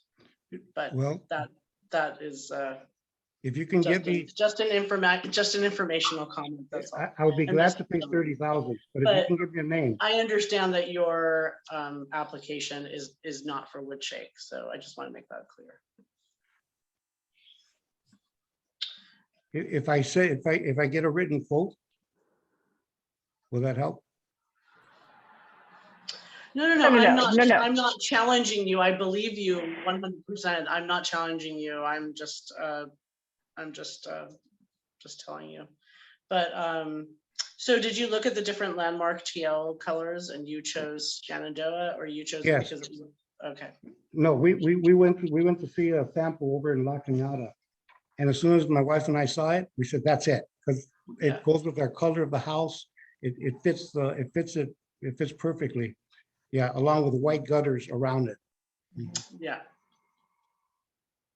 I also think it would be a good color for that material on that house. Okay. I don't have any questions. Okay, any more questions? Anyone else have a question?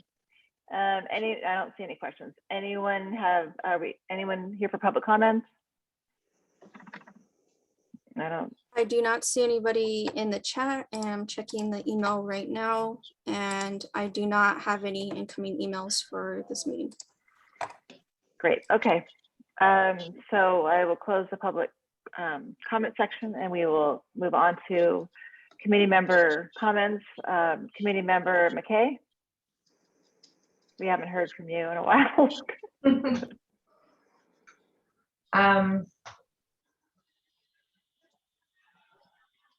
I think I could support the project tonight. I'd like to hear what my fellow committee members think. I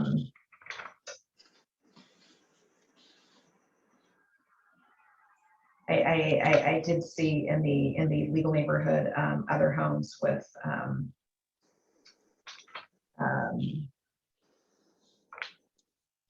the similar composition shingle. Thank you.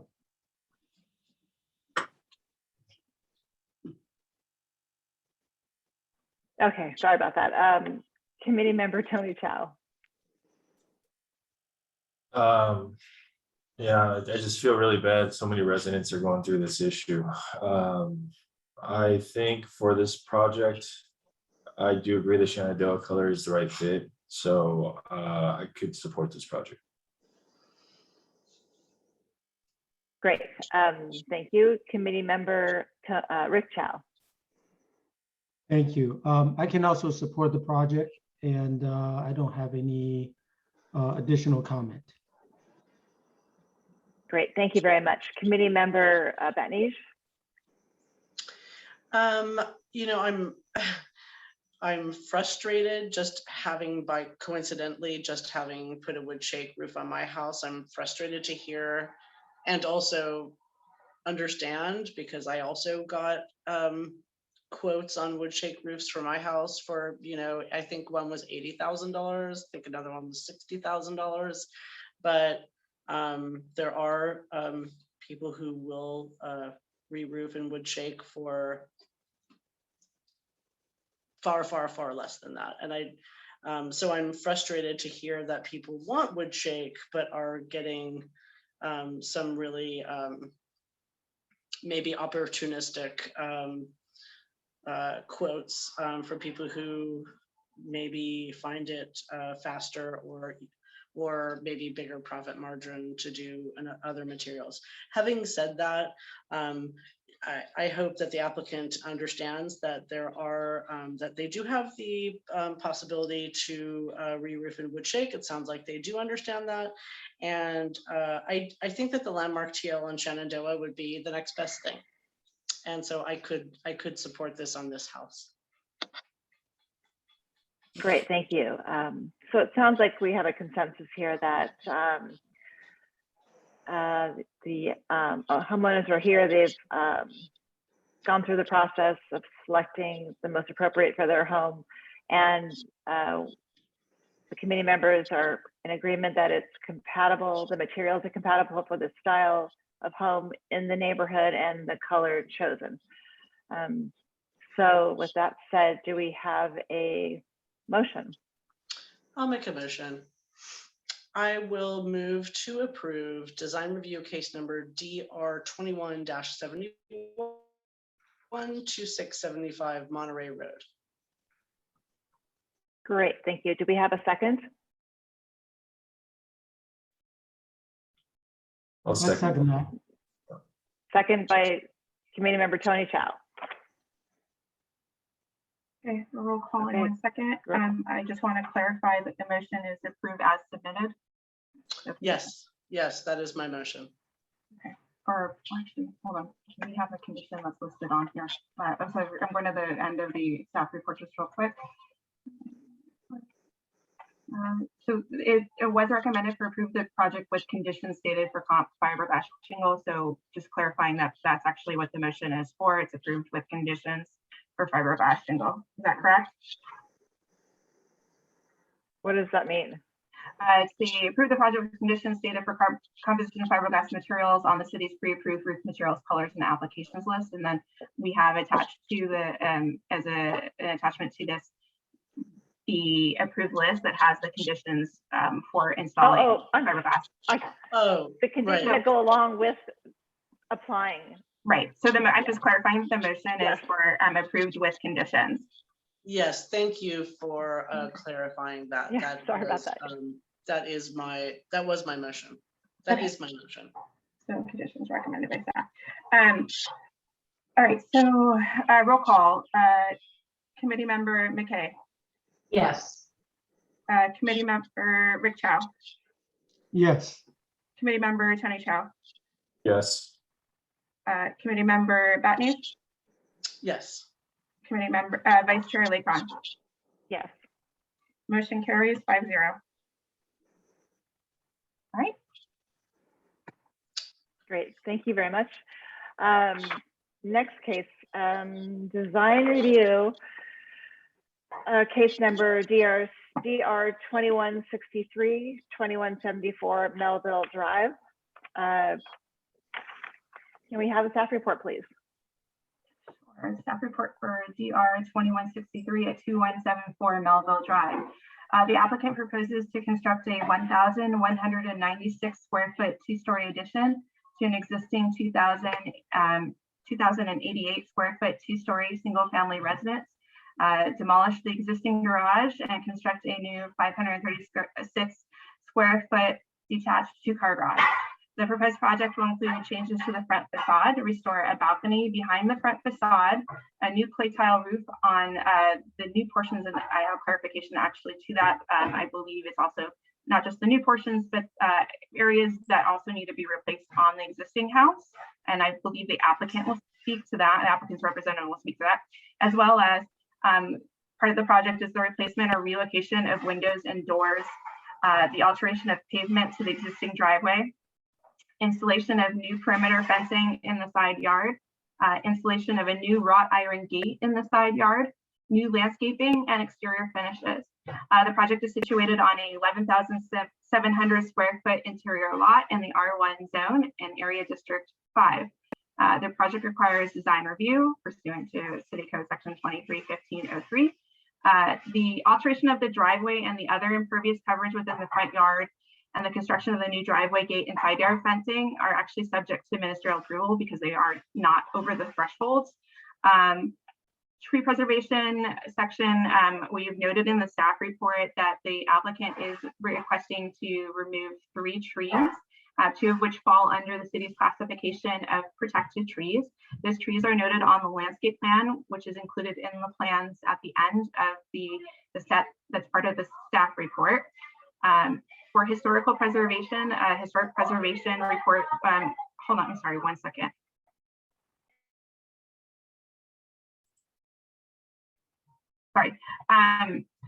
Sorry. So there was a historic resource report that was provided for this. It was identified in the citywide historic resource survey as a potential historic resource. It's part of it's also identified as a contributor to a potential district, which was the Sherwood Road San Marino Avenue Residential Historic District. The report is part of, the historic resource report is included in the staff report as an attachment. And the report lists the Secretary of Interior standards for the treatment of historic properties and how the project would meet those interior standards, which are often referred to as the 10 standards here with the city and possibly also in the report. As such, we, in the analysis of this project, we are recommending that the committee determines that the project is exempt from CEQA under a Class 31 categorical exemption, which is for historic resources. That the committee finds that the proposed first and second story addition is compatible with the legal neighborhood and the existing structure itself, and that the committee approved the project with the following conditions.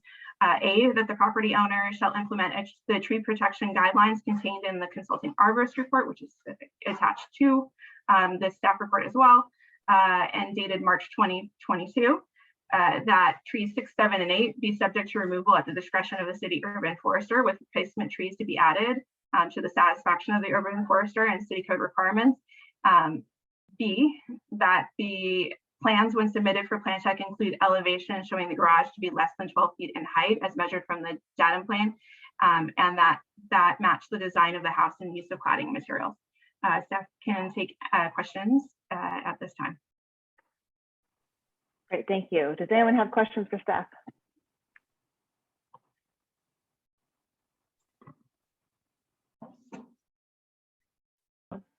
No questions?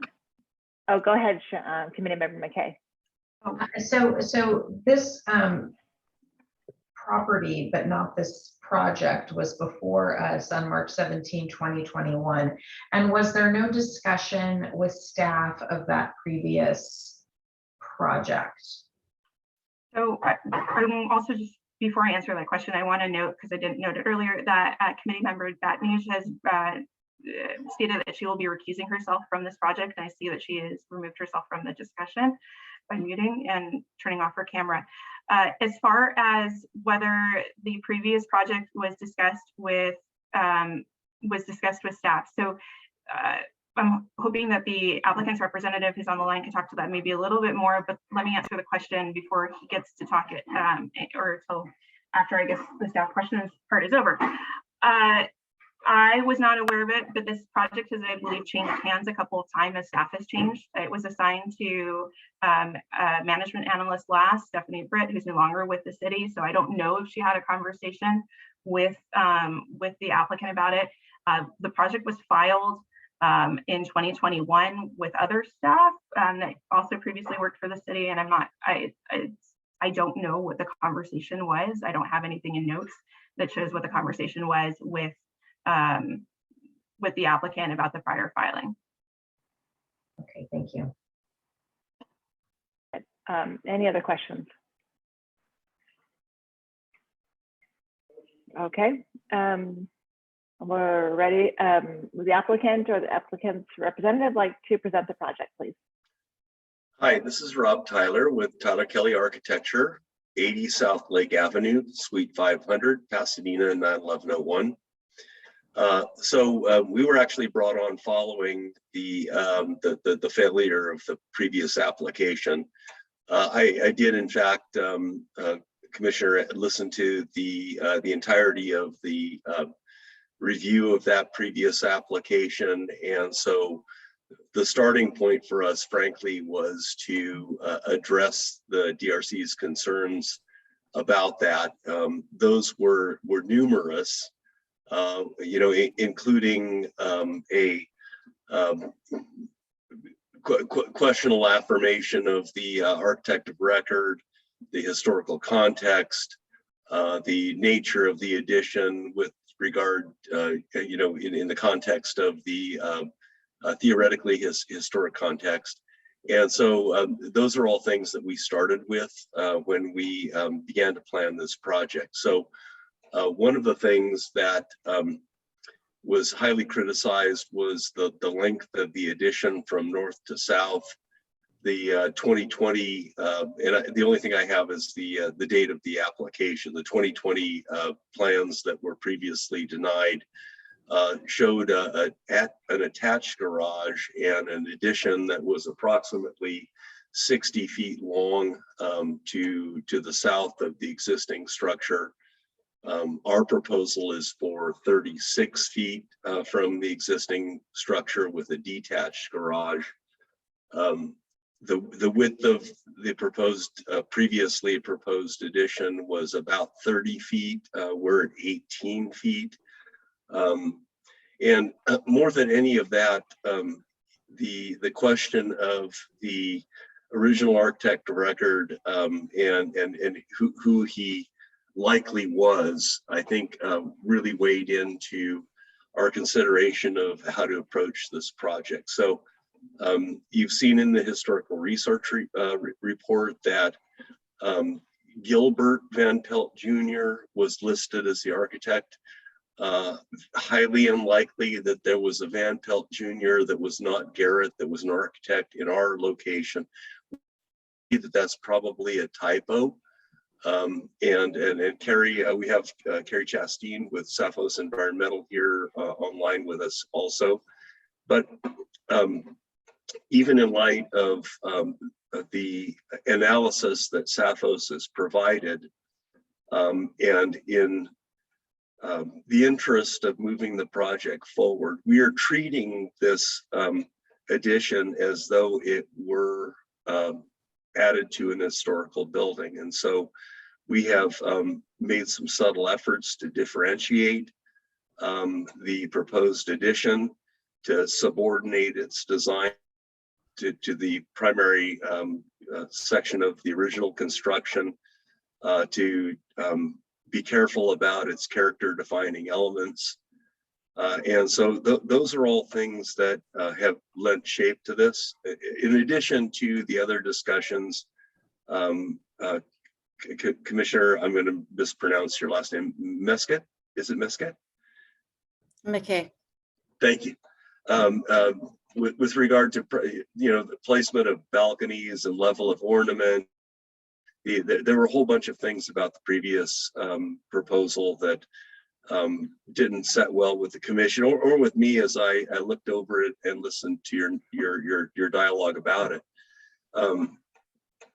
We've also reduced the size of the proposed addition by about 8% overall, about 300 square feet.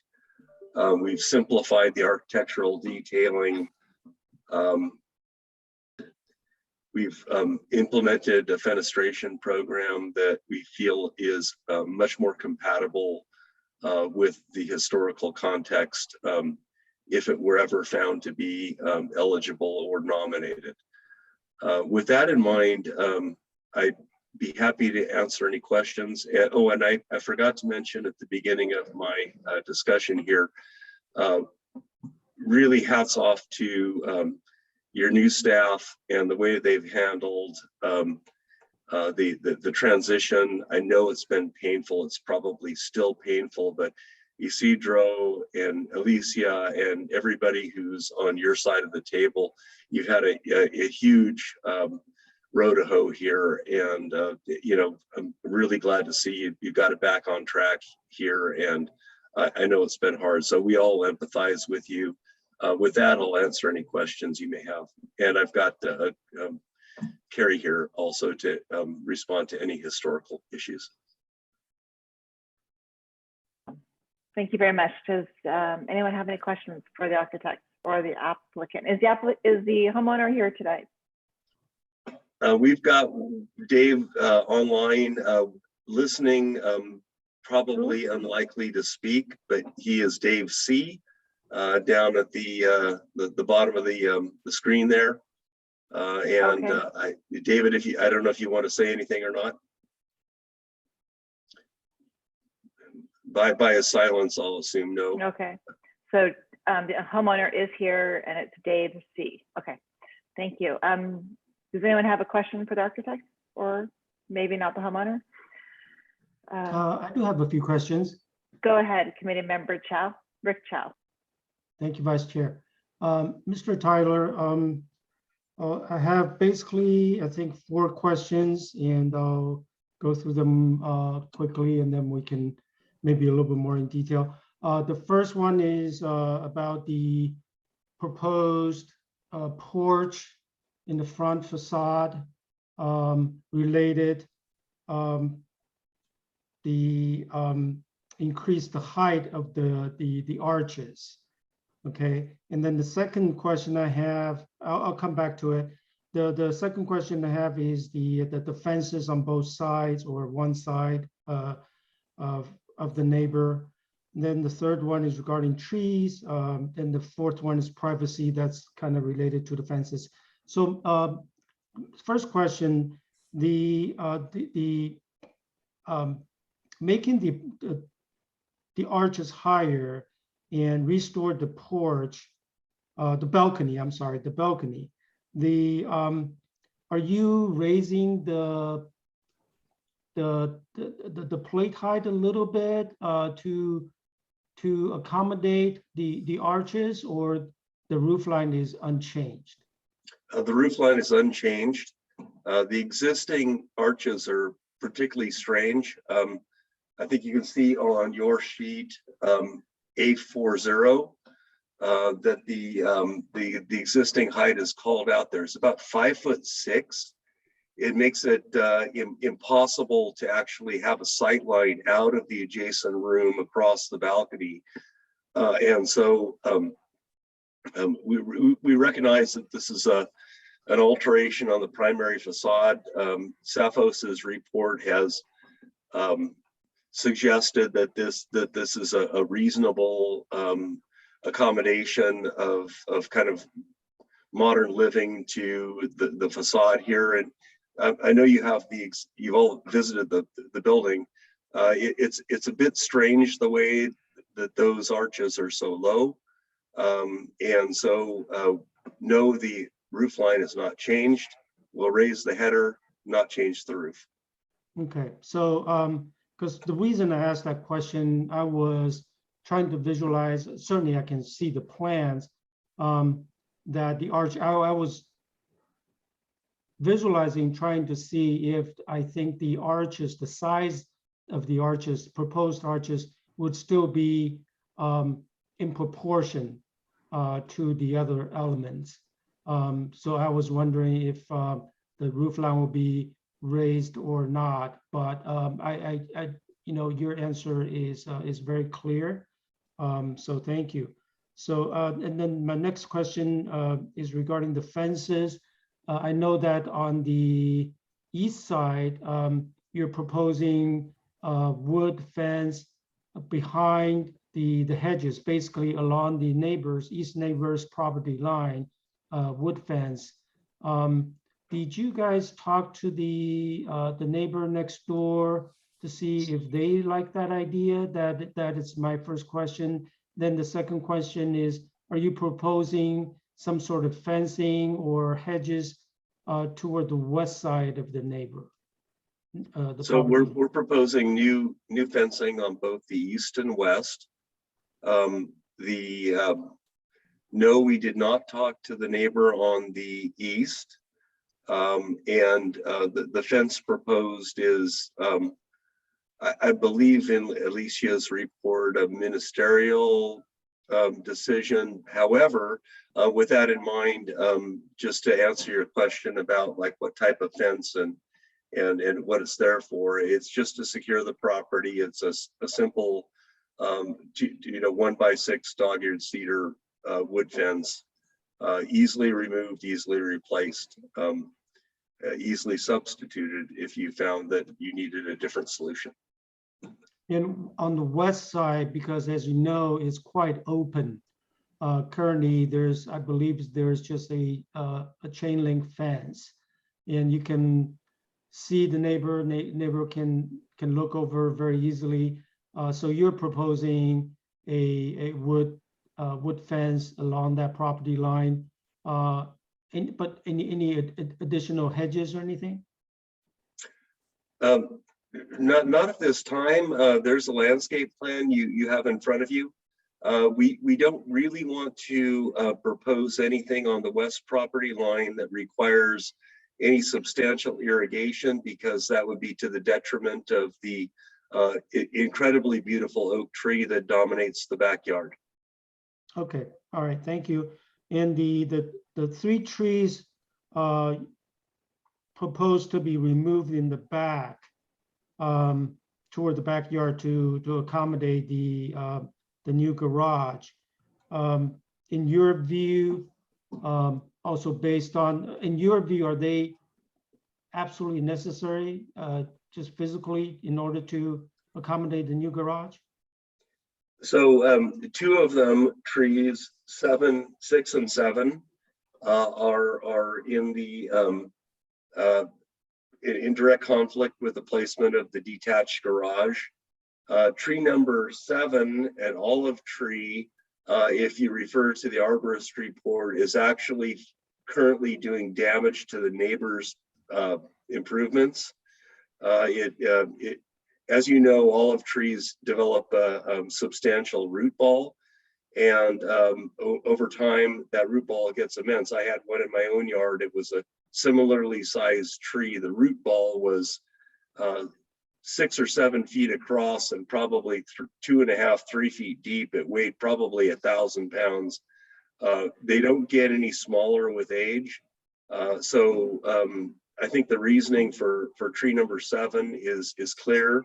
Tree number 6 is a jacaranda. I know that our neighbors to the south have a fondness for that particular tree. If you look to the tree report, you'll note that the trunk sizes don't appear to support the canopy very well, and it may have suffered some damage at one time. So it's a leaner with an insubstantial trunk that's also in the way of the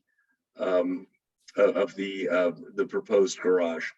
So for those, and we're happy to replace the trees according to the city's tree replacement matrix. As Alicia points out, we'll work with the urban forestry person to arrive at the correct size spacing. And I think we've figured out 5 trees is what we need to replace. Okay, thank you very much. Thank you. Does anyone else have questions at this time? Anyone? No questions. Okay. We got open it up to, well, actually, I have some questions before we open it to public comments. The location of the garage can you talk to us about the reason that the garage is being pushed back so far, and the extension, the addition extending so far to the south? Is it, I'm assuming it's because there has to be a certain setback between, there has to be a distance between the garage and the rear of the property, that structure. Is that correct? Or is there a reason that the garage has to be set back so far? So let me talk to the question of the addition first. So programmatically, my orders are to accommodate a certain amount of interior space. We have a fairly rigidly defined tree protection zone, particularly with regard to the large oak tree and the magnolia that's to be retained, that we need to stay away from. So that the footprint of where construction can go is really, really limited on this property. The garage is pushed back to the extent that is available to us with regard to the accessory building rules for the city, contained in the city zoning code. It provides a modest backup and turnaround maneuvering space for that garage, which we feel is pretty essential to its functioning. So if that addresses your questions, I hope, and if it doesn't, please enlighten me. No, that does. So you're trying to accommodate a certain amount of square footage that your client has requested is in the main structure. Is that correct? Well, yes, it's And this a is the only renovation. and this is the only area that can be extended, is correct? Well, that is correct. There isn't any space that is not in the driveway nor in the oak tree protection zone. Okay. The garage, for the proposed garage, is in the conditions was it can't be higher than 12 feet. Can you? No, it won't be. It will not be higher than 12 feet. 12 feet from, like, I've noticed that the property slopes down from the front of the property. So when I saw the story poles, they're much higher than the garage to the east. So how high is the foundation going to be built before, and where is the garage floor going to start? The story poles were erected, I think probably a month and a half, maybe even 2 months ago. Staff and I have gone through a code alignment exercise with regard to the garage. It's been asked of us that the garage height would not exceed 12 feet from its datum plane. We're simply agreeing to that condition. Mm-hmm. So the story poles are likely higher than the garage will actually be. However, the maximum height of the accessory building will not exceed what's allowed by code for accessory buildings from its own datum plane. I see. Okay. Do you have any concern about the utility pole being so close to the garage? No. Did you notice that, I mean, one of my observations was that the electrical line from that pole goes to the neighbor's house on the east, and it crosses over the garage, and there's only about, it looked like there's only maybe a foot difference. What is the question? Is there any condition that you would want that electrical wiring to go across over the garage? I don't know that the utility does or doesn't have a problem with that. We really haven't gotten into the utility services, needing first to pass design review. So okay. If there's a concern on your part, please voice it, okay. and we'd be happy to address any concerns. So you've been to the property, correct? Yes. Okay. Many times.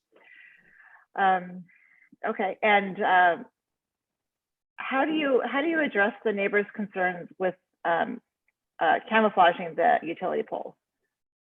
from, The utility Several- pole actually exists on the neighbor's property to our south. There's a jog and a site wall that encloses that utility pole. We're proposing to plant a screening hedge along our property line to increase the green screen from the 6-foot yard wall height to whatever that photocarpus, pittosporum hedge will grow to. It'll take a little bit of time, but over time it will provide adequate screening. There's wait, some wait. screening there now. okay. So you're telling me that that electrical pole is in the property to the south and not your Correct. property? Yes, Because it is. The note, the letter from the neighbor to the south stated that the electrical pole and the main transformer is in the property at 2174 Millville. I And disagree that- with that. I've got a certified survey, which is part of your package that shows the pole in the neighbor's property. And have you've talked to the property owner to the south about this? I met with the property owner personally. Her concern was visual screening to her own property. We did not talk about the pole. Okay. Okay, so do you have plans, but you do have plans to visually screen the pole Our landscape for plan all of the includes- neighbors with a tree, another Our, tree? our plan shows screening along the south property line, specifically to address that neighbor's concerns. But not the pole, because the pole is quite large and it has a lot of stuff on it. I That's going to can't- be very exposed when you remove the olive tree and the jacaranda. So everybody around the neighbors, all the neighbors are going to be able to see that very clearly. All I can say is that pole's not on our property, and if there were screening that the utility company would, support, I guess we would be happy to add some. However, I would think that for servicing purposes, that they prefer to have the pole readily accessible. Readily, yes, that would be nice. Okay, the property, from the front of the property, all along the side from the front, all the way to the back, where, like, there's that planter that sits to the left of the driveway. Do you know the whole planter is owned? Is that part of your property or the neighbor's property? Do you know exactly where that the line exists? Yes, we do. I If saw you the can, stake in the street. you can refer to your drawing L10. It shows the location of that planter entirely on our property. Okay, so you're going to be removing that palm tree that's there. I don't know what, it's a kind of a palm that's there right now. It's not very tall. It's maybe it's not considered a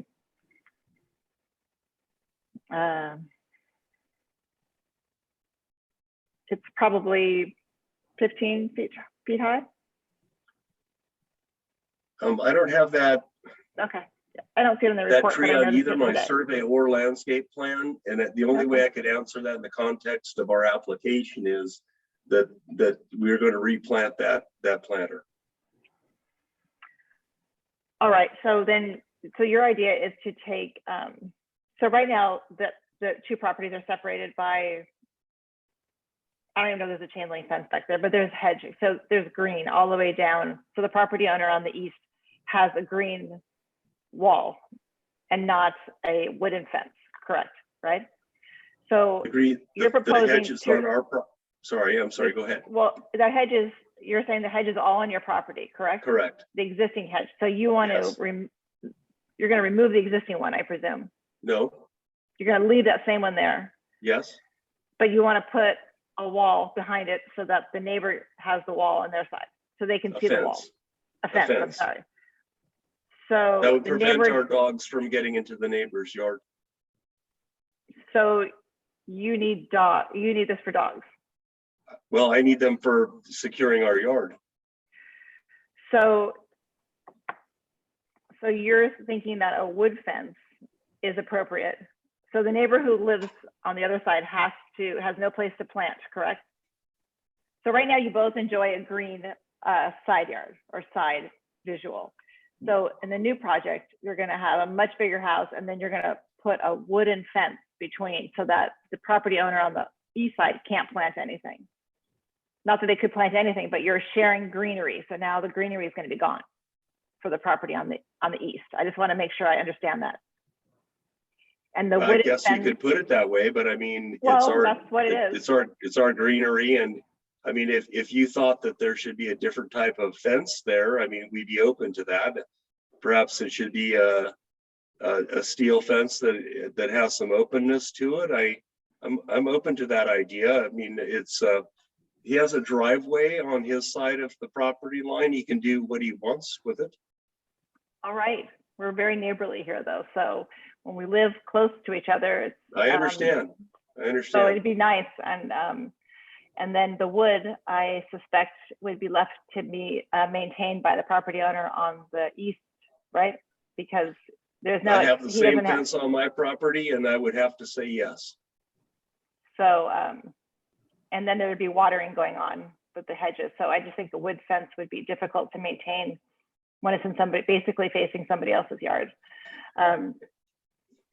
That was my one concern, that if that doesn't have to be placed so close to the other property.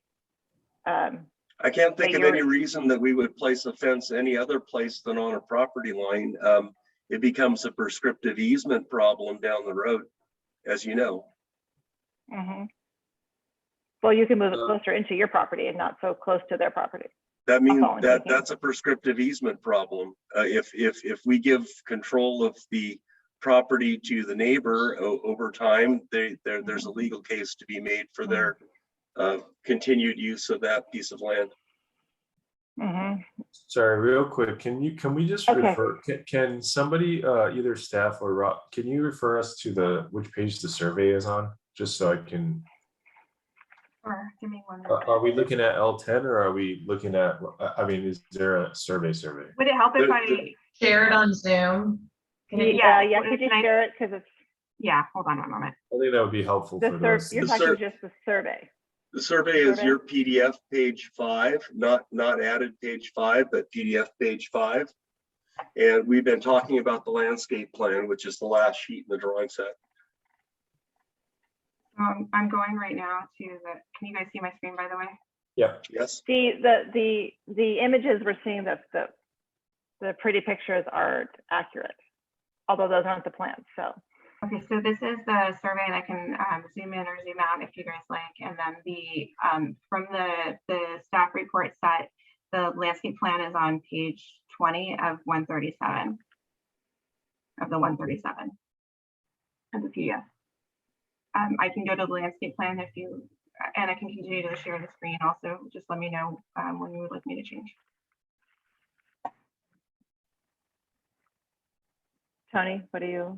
I found the you- page. I found the page, so I can take a look at it on my own screen. Thank you. I just want Okay. to make sure I'm, following Okay. along. Thanks, Shirley. Ken, would you like me to continue to share screen? You can share the landscaping plan, possibly.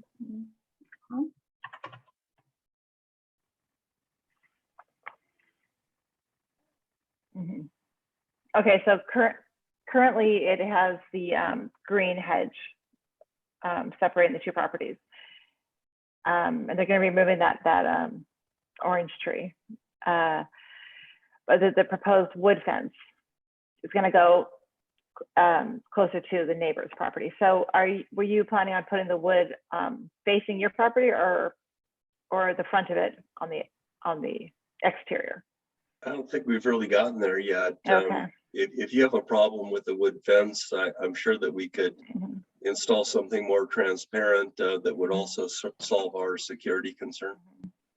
Okay, and then my other question is about the driveway and that large path in the back. Would you consider like a channel driveway or something that would reduce the amount of that's all concrete, right, with some ribbon in it? Correct. Is that correct? Would you consider something less permeable in the front? More permeable, so we'd have like a channel driveway in the front of the property at least, so it wouldn't look so, I mean, the front isn't so heavy except for extend so far to the back. The driveway would be so long and then the pad is so large for the new garage. I mean, There's a lot of concrete.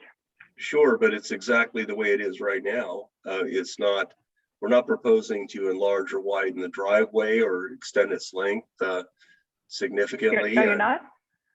The garage But- is further forward. So the garage, let's just say for the purposes of this illustration, the garage is where the front part of the 9 square tic-tac-toe pattern is in front of it.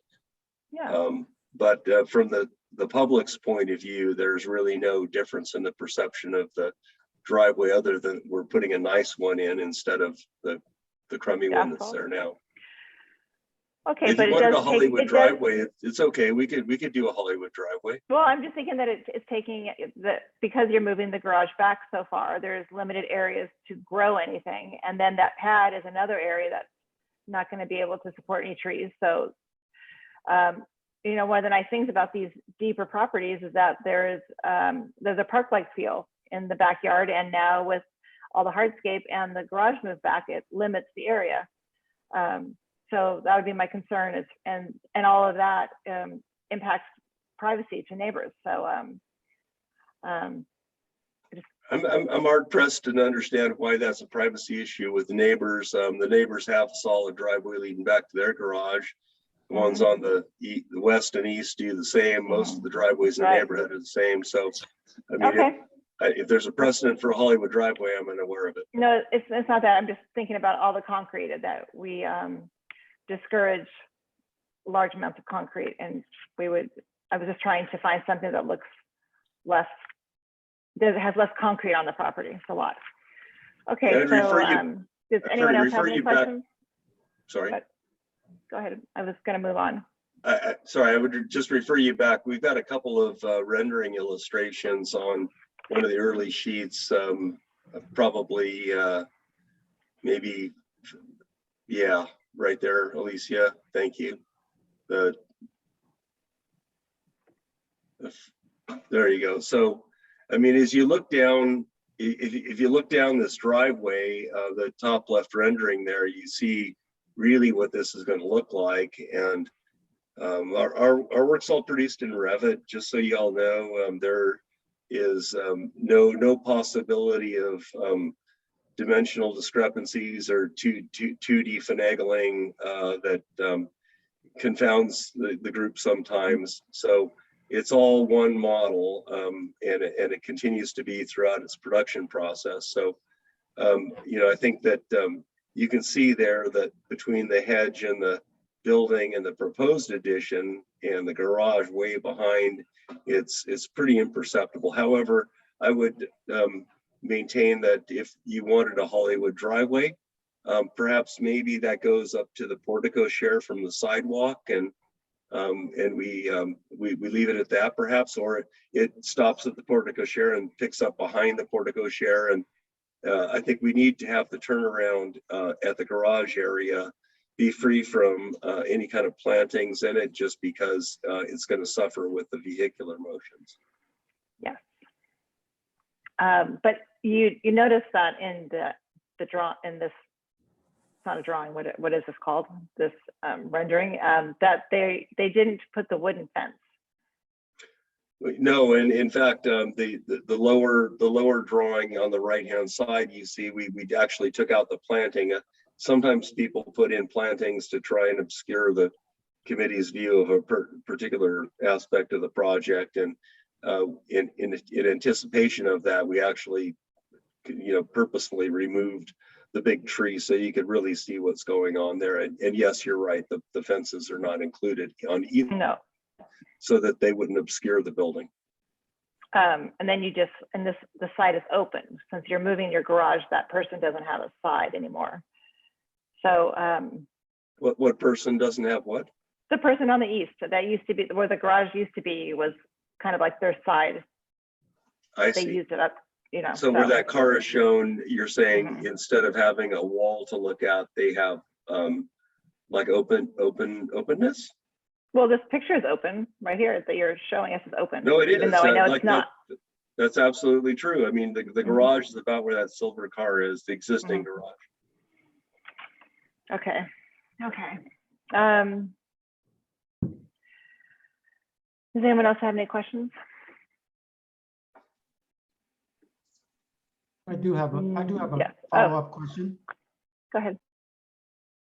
Okay, Mr. Tyler, I know that we spent quite a few minutes on this fence situation already, so bear with me. I'm just thinking about, because I'm reading the neighbor's letter in response to the project. The neighbor I'm referring to, the neighbor to the east, where you're proposing this wood fence. The neighbor's concern, or would like, the neighbor didn't note, object, or do not object. They would like to hear more information. So they were asking about the fence. So my question to you is, do you think it's possible to not to have a wooden fence covering the hedge, but instead just do a partial wooden fence just for the back part when you get closer to the new garage? Reason I'm asking that is, again, just trying to minimize the impact to the neighbor. They're currently having this really nice hedge, which assuming has been there for a long time, nice and green. But then in the future, likely it's going to be, they'll be looking at this dry wood fence. So is it possible, would you consider leave the hedge alone and then just do some sort of partial fence toward the back when you get closer to your new garage? Well, I think we need to secure it all the way from the portico share to the new garage, just for the purposes of honestly, for pet control. And we don't know if there will or won't be dogs here, but I sure know that if it was my yard and my dogs, I certainly would not want them getting underneath the hedge to the neighbors. As to the nature of the fence, I received a text here and from the owner, who says that the neighbor is okay with the fence, but that's not part of your record, and I understand that. If you thought that a tube steel fence or wrought iron fence that would allow the greenery to come through it and allow the neighbor to continue to enjoy the greenery would be more appropriate, as a condition, we'd be happy to listen to that. So your main reason for having that fence, which currently doesn't exist along that property line, is for the security reason for pets, even though you're not sure if they have dogs? Well, so we don't know who's going to live here. I think that fences between neighbors are commonplace. So your question is not, I understand, to be whether or not a fence is appropriate, but what kind of fence it is? Well, it's really about, I'm just, I don't want to put myself in any position. So I'm just saying that, well, first of all, it's important to know that the neighbor, as you stated, that the neighbor just texts the owner, or the owner just texts you saying that they're fine with the fence. Because my first reaction to that fence is like, wow, I hope the neighbor is okay with that. Because as you can imagine, any property owner, if you're currently having a very nice hedge green, we love to look at plants and greenery. But then in the future, all of a sudden you have this fence. I just hope that they're okay with it. So that was really something I want to kind of ask you, if you had thought about plan A, plan B, and talk to the neighbor. But if the neighbor is okay with it, I think that's very important. I don't have the information here, you know, we do have that particular neighbor's letter here expressing certain questions. So I think I got enough information from you, and also this new information about this text. So currently I have no further questions. Thank you. Okay, great. Does anyone else have any questions? No questions. Okay. Do we have anyone here for public comment? Hello. Yes, my name is Go ahead. Go ahead. name is Mitch Stemkich, and I've lived at 2175 Melville for the last 38 years. I knew personally the Petruskas who lived in that house 50 plus years, and since both Mr. and Mrs. have passed away, the son Mark sold the home in 2019 for $1,920,000. I find it interesting that in October 26, 2020, the home was sold for $820,000. Okay, I guess I'm somewhat of ethics, and I know how those games are played. I hate to see that in a neighborhood. Mr. Tyler, you made a statement, you don't know who's going to live there. That's correct. That's true. So this house is going to be flipped. We've had more homes flipped on the south side, and we've probably got 3 that are vacant right now. So here we go again, and I don't support that. And I'd like to know what kind of support do you have from the immediate neighbors? We have a record of the objection or approval letters that's part of the public record. Part of the public record, but you don't know what the neighbors are on either side, what the neighbors are across the street? I've met with, I would say 2/3 of them personally. The other third was people were known to the owners, my clients. So we have gone through the outreach process, and we have shared the plans not once, but twice, and garnered whatever input they all felt was appropriate, with the freedom, of course, to say whatever that they wanted to say about it. Yeah. Well, Can we do you have more? Did you want to go ahead? Do you want to go? Yes. Okay, go ahead. I know, I think I was asked one time, and I asked who owned the home. The person couldn't answer it, and I said, well, I'm not going to sign it. The other piece that I have, I think the home is very massive and very boxy.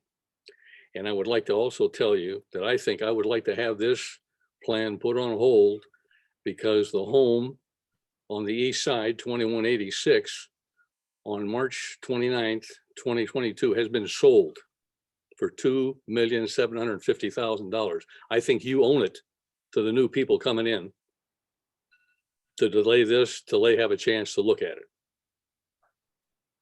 That's all I have to say. Thank you very much. Is there anyone else here who would like to speak? Yes, my name's Go Dennis. ahead. I'm Dennis Fitzgerald. I'm on the west side of the property. Could you state your address? I'm sorry, could you state your address? I live at 2162 Melville Drive. And basically, whatever happens here, we'd like to see a wooden fence separating our properties, a 6-foot like dog-eared type of fence on the west side of the property. And basically, we propose that they can reuse the piping and so forth currently used for the chain link fence. We could put extensions on that, and we could have a wood-faced fence on both sides. Both sides could choose whatever color they want. Okay, I've done this before, my own property with a rear fence. So basically, but we think that 6-foot wood fence between our properties would actually be good for both of us. And that's about it. Okay, thank you very much. Anyone else here?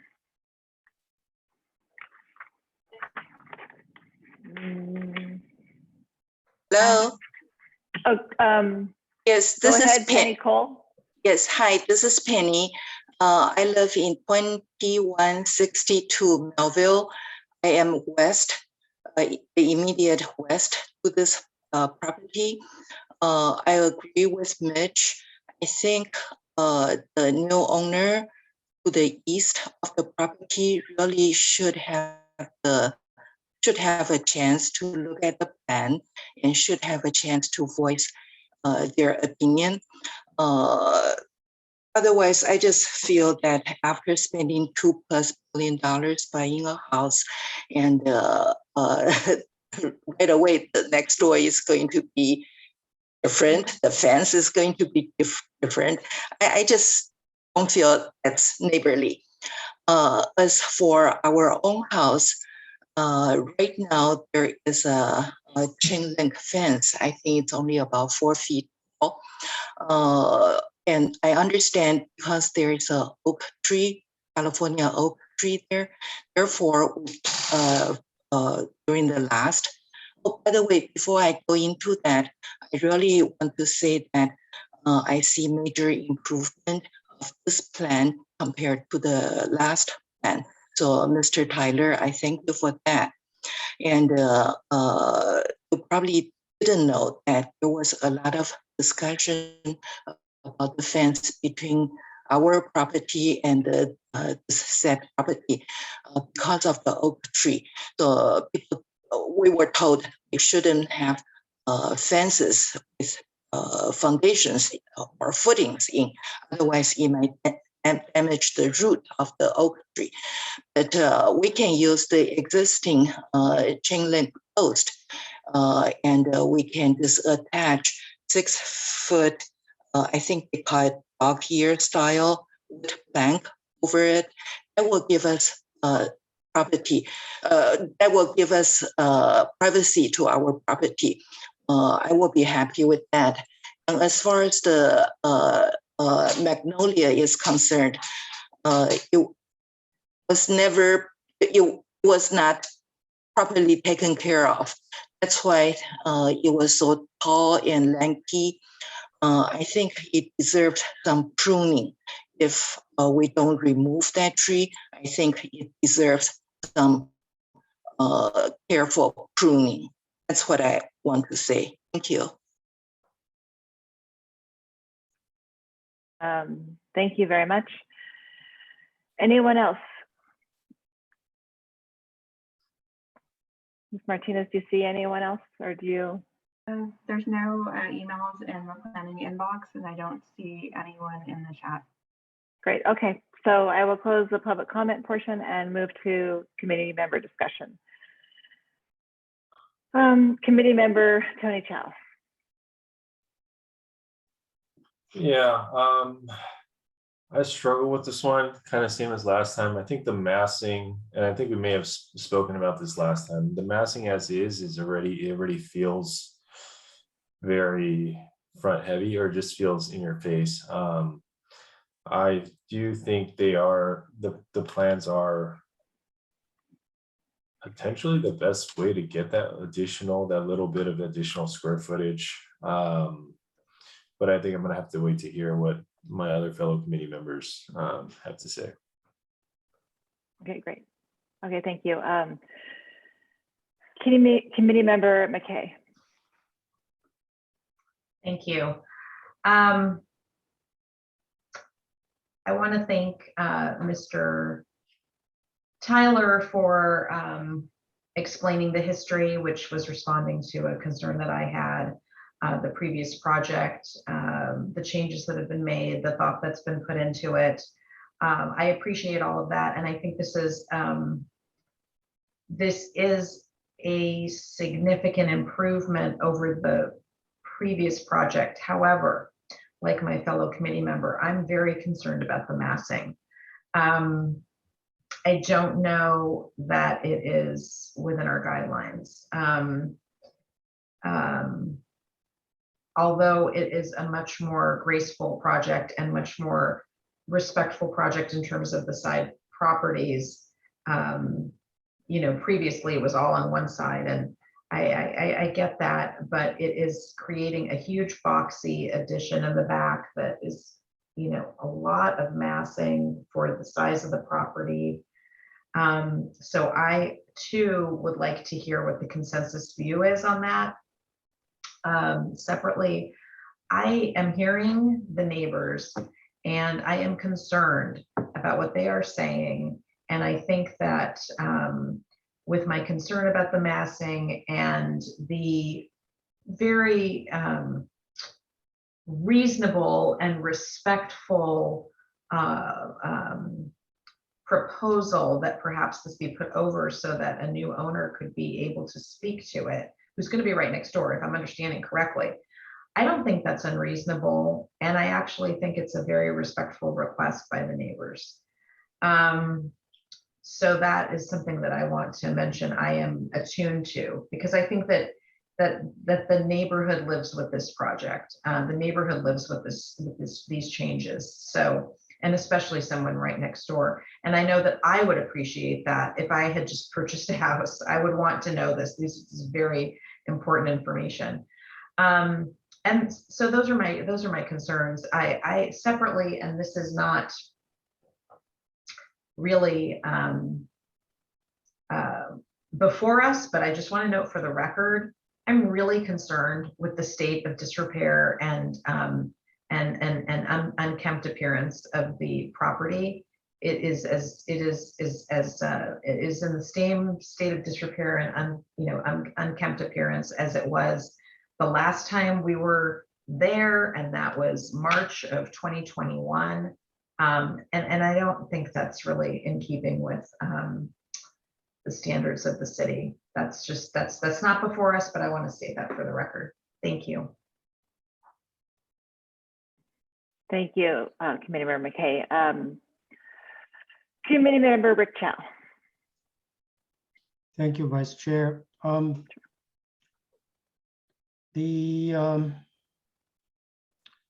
think there are quite a few factors to take into consideration. I think the neighbors' concern is certainly important. I think with a new neighbor on the east side, and I'm still struggling a little bit with the fence on the neighbor's side, blocking the hedges. I think I really would like to make it proper to actually see the neighbor has no issue with that, or at least doesn't object to that. I guess that's the same thing. The massing in terms of design and all that, I can hear that is definitely a concern.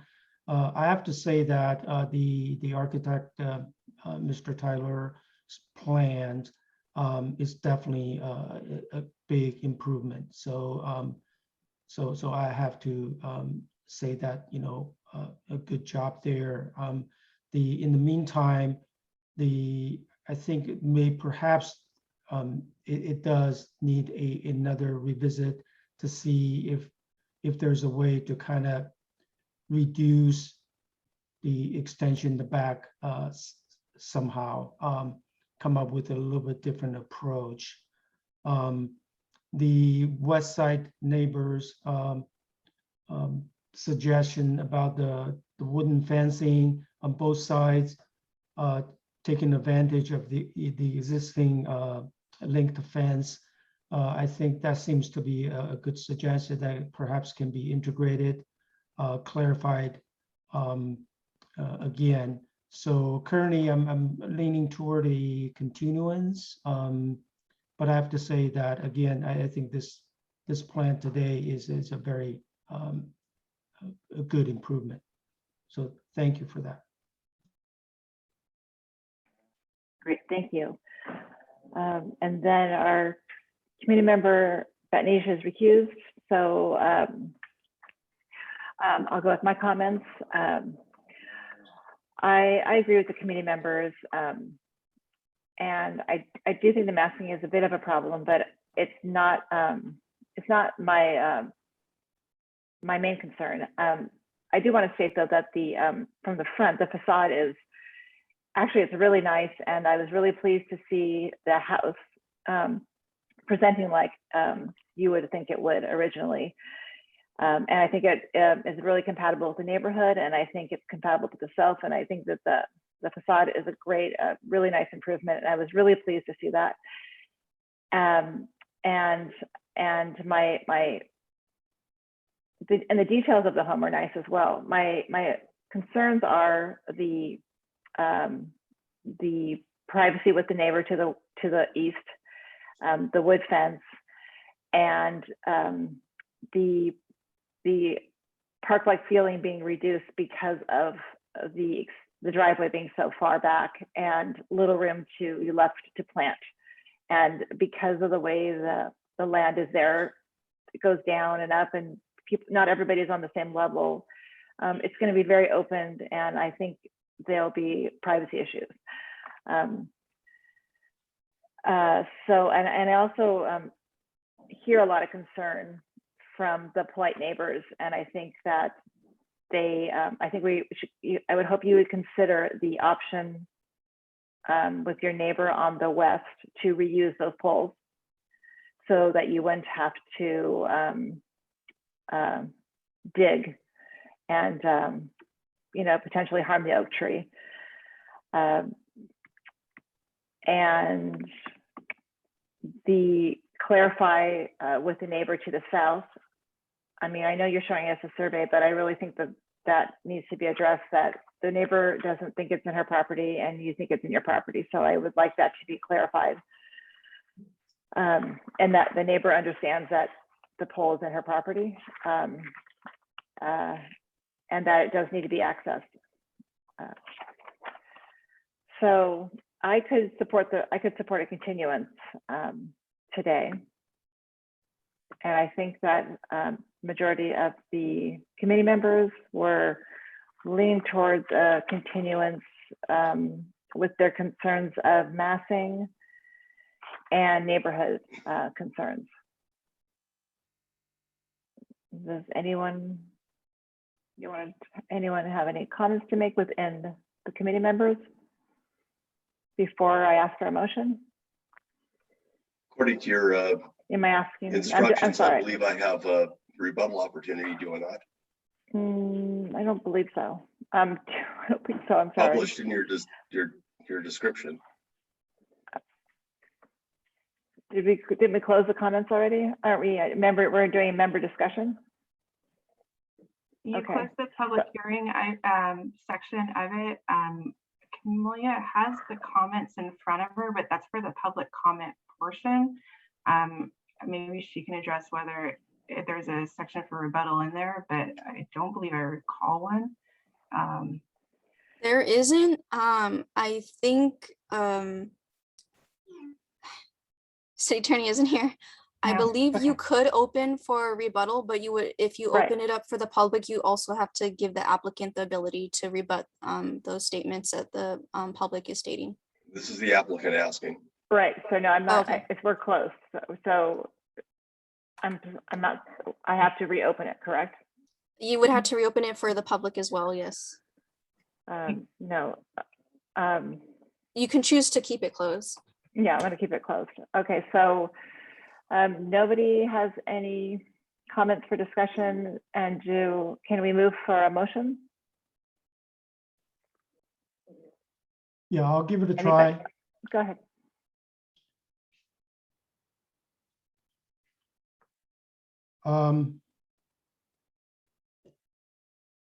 Let me just pull up.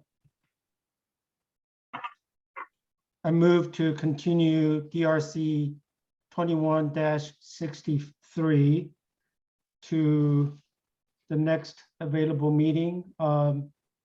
Question for staff, do we want to move to the next meeting, or we should probably ask the applicant if that gives them enough time?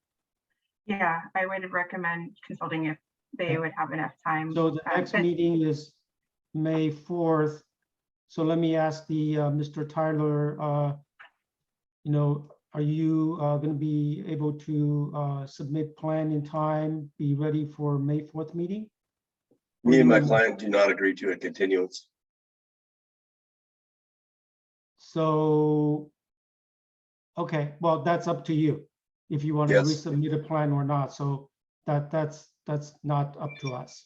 So we will just say that, so my motion is to continue the DRC, DR 2163 to a mutually agreed, to a future date that's Yeah. mutually agreed. Have it, sorry to interrupt, Committee Member Chow. Do you mean a date uncertain? Right, Okay. a date uncertain.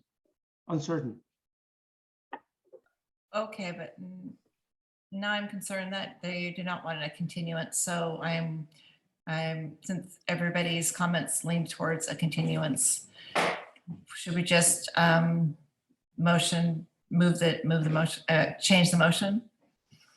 My understanding that is we can still go with the motion for continuance, but it's up to them to take it up or not. Okay, okay. Go ahead. Do we have a second?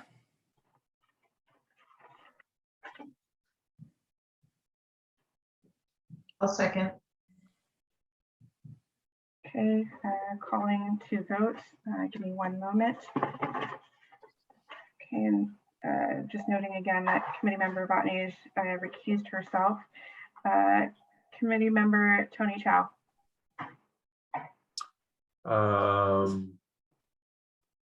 No.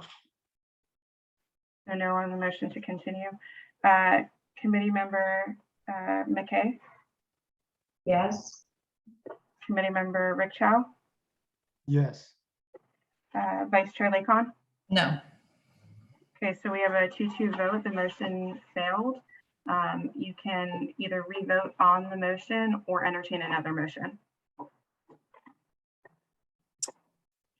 So before I make another motion, I'd like to discuss within the committee. Do we need to?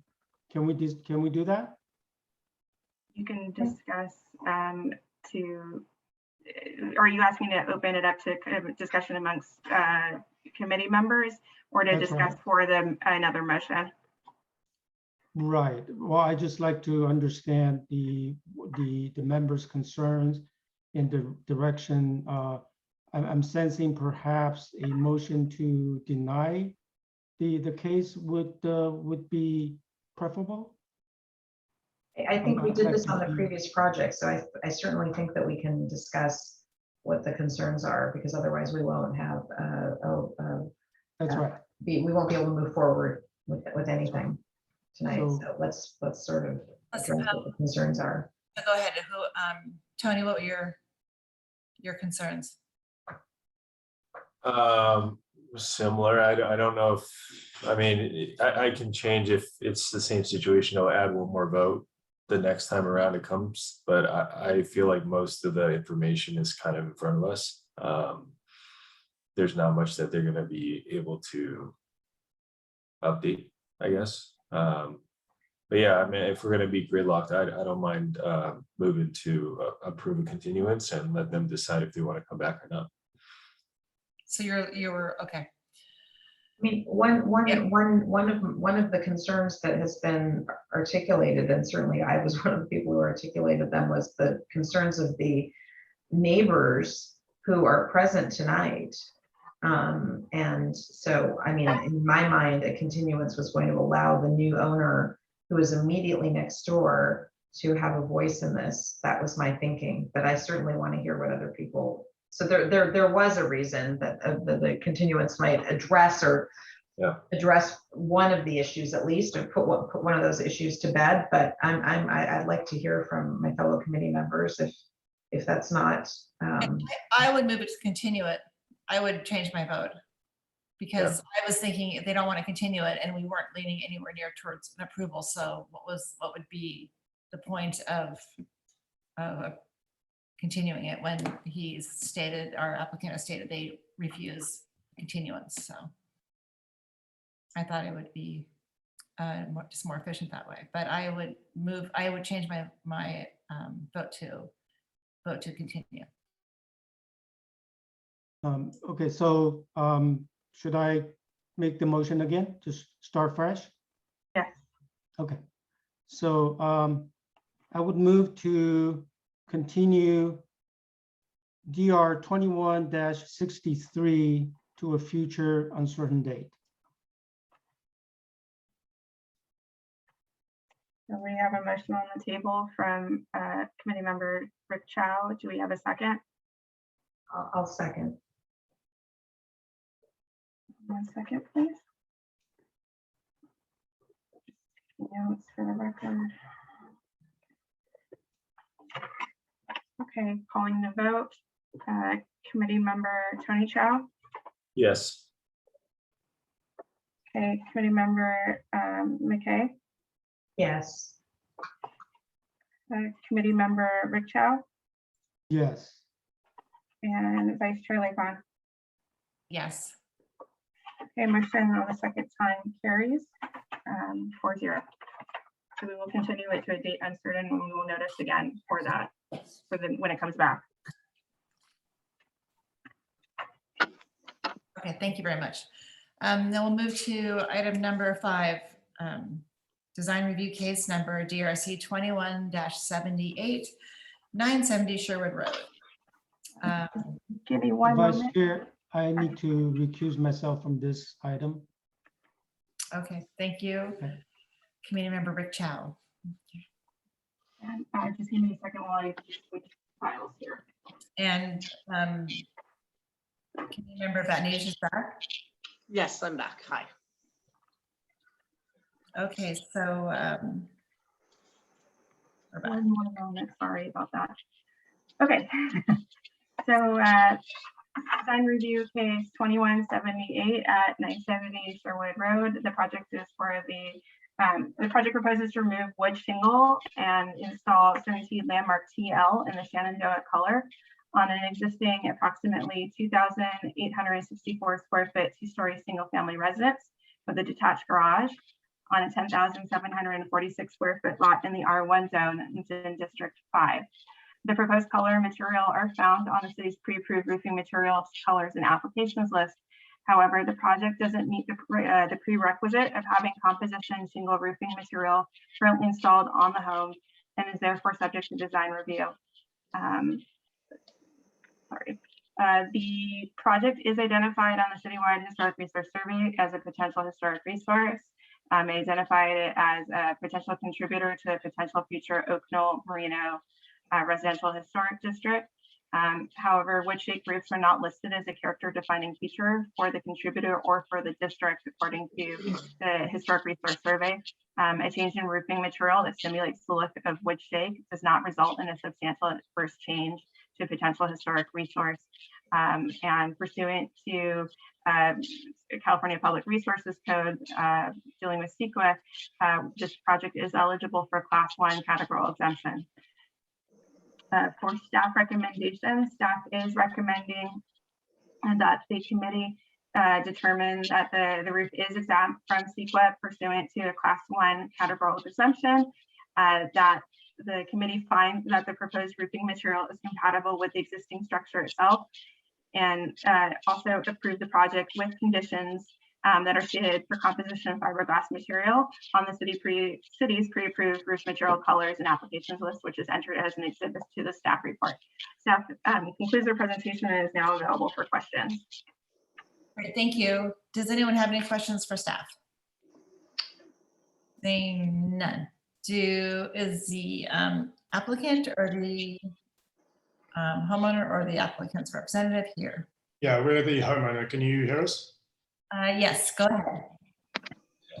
Yeah, thank you very much for your time. I know it's getting late. My name is Lars Blackmore. This is my wife, Michelle. We moved in back in June, so I think we're the newest members of the neighborhood. We've really enjoyed it so far. When we moved in, we knew that our roof was going to be needed to be replaced almost immediately. So we put in our application in October. Unfortunately, the rains then came in January.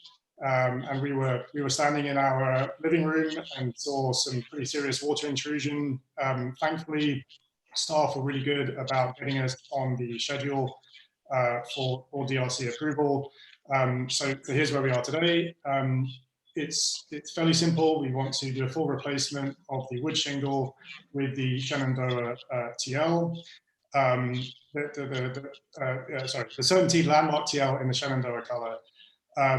We've heard talk today about the price. We also went and got competing quotes for wood shingle and found the price there was about double of what we're doing with the Certainty. But actually, perhaps more importantly than that, we wanted to move away from wood shingle for safety reasons. We know that fires are going to be more of an important factor in Southern California. We're hoping to start a family here, so going with something that is less susceptible to fire, I think, is important. And when we were talking to our immediate neighbors, they actually were very supportive of doing something where there's less risk of fire spreading to other properties.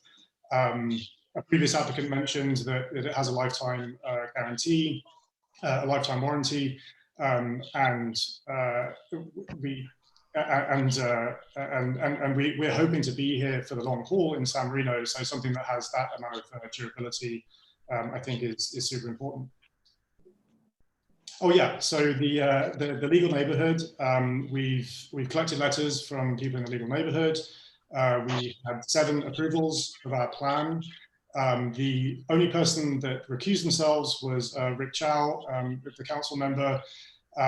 There is one instance of composition shingle already in the legal neighborhood. There's another instance of simulated shake. That's in your package that we submitted to staff. And within about a mile radius, there are many examples of composition shingle. We are cognizant of wanting to be compatible with the neighborhood. We took a look at the available colors. We think Shenandoah is the one that fits with the house as it is and with the neighborhood. There was mention earlier of gutters. Our house has gutters, so I don't think that's going to be an issue. And I think that's about it. Our contractor is on the call, so if there are any specific questions for him, he'll be available to answer them. And is there anything else you want to add? Nope, I think that's it. Yeah, thank you for your time. Yeah, thank you for your time, and thanks for your consideration. Thank you very much. Sorry to have been so late for you. Thank you for waiting. Okay. Does anyone have any questions for applicant? Seeing none, I will, I'll open it for public comments. Any public comments here tonight? None. Okay. None in the chat and none in the email. None in the chat and none in email. And so now I will close the public comment portion and move to committee member comments. Committee member, Rick is gone. Batnij. Yes, hi. So we have 3 roofing projects tonight, all a little bit different, all wanting to go to composition shingle. And I think, you know, these are 3 very different situations. On the first house, it was sort of on the border of a neighborhood that is well preserved, and let's say the border of a historic neighborhood and a potential historic district. Then in the second house, you know, I would say that was a little bit less of a sensitive area, and therefore I think the majority of the DRC felt that it was more reasonable to go to composition shingle in that situation. In this situation, we have a house that is in an area that has been identified as a potential Oak Knoll residential historic district, as well as not just the historic district has been identified, but this particular house would be a potential a contributor to that potential district. So that tells me that, you know, and if you look around the neighborhood, you see it's very well preserved. Yes, there are 1 or 2 composition shingle on that street. But for me, that's this is a more sensitive area. And as far as safety is concerned, you know, wood shake, the only thing that's allowed in San Marino as far as wood shake is Class A fire rated wood shake, which has the same safety classification as composition shingle. So Class A is Class A, and that is what is allowed here. So in my opinion, composition shingle is not appropriate to this particular home's beauty and historic architecture, and in its place within a neighborhood that is very well preserved and has been identified as such. Thank you.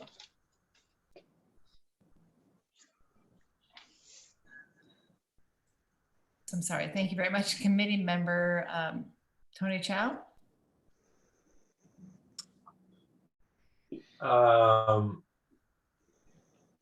Yeah, these cases are all so similar but different. I'll keep it short. I think I can support this project. Okay. Committee member McKay. I concur with committee member Batnage. The slope of the roof is, the roof is very prominent. It's a beautiful home. It's a beautiful property. The neighborhood is historic. I'll concur with committee member Batnage. Thank you. Thank you, committee member McKay. Me. Okay.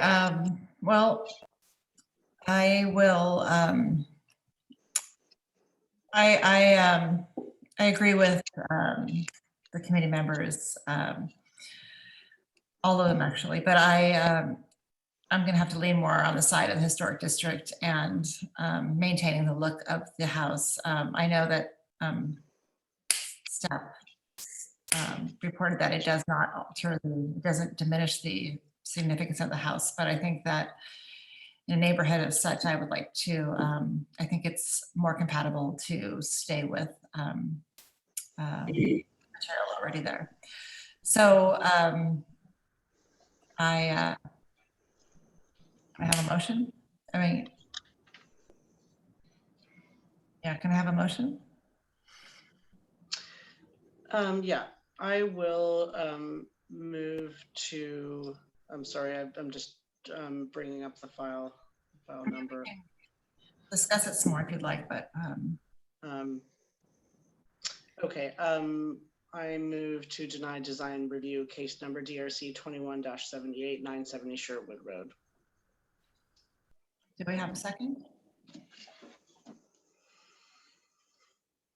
We have a second? I'll second. Okay, I can call that for a vote. Committee member Tony Chow. No. Committee member McKay. Yes. Committee member Batnage. Yes.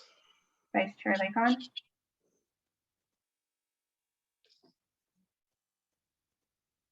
Vice Chair Lakon. She's on mute.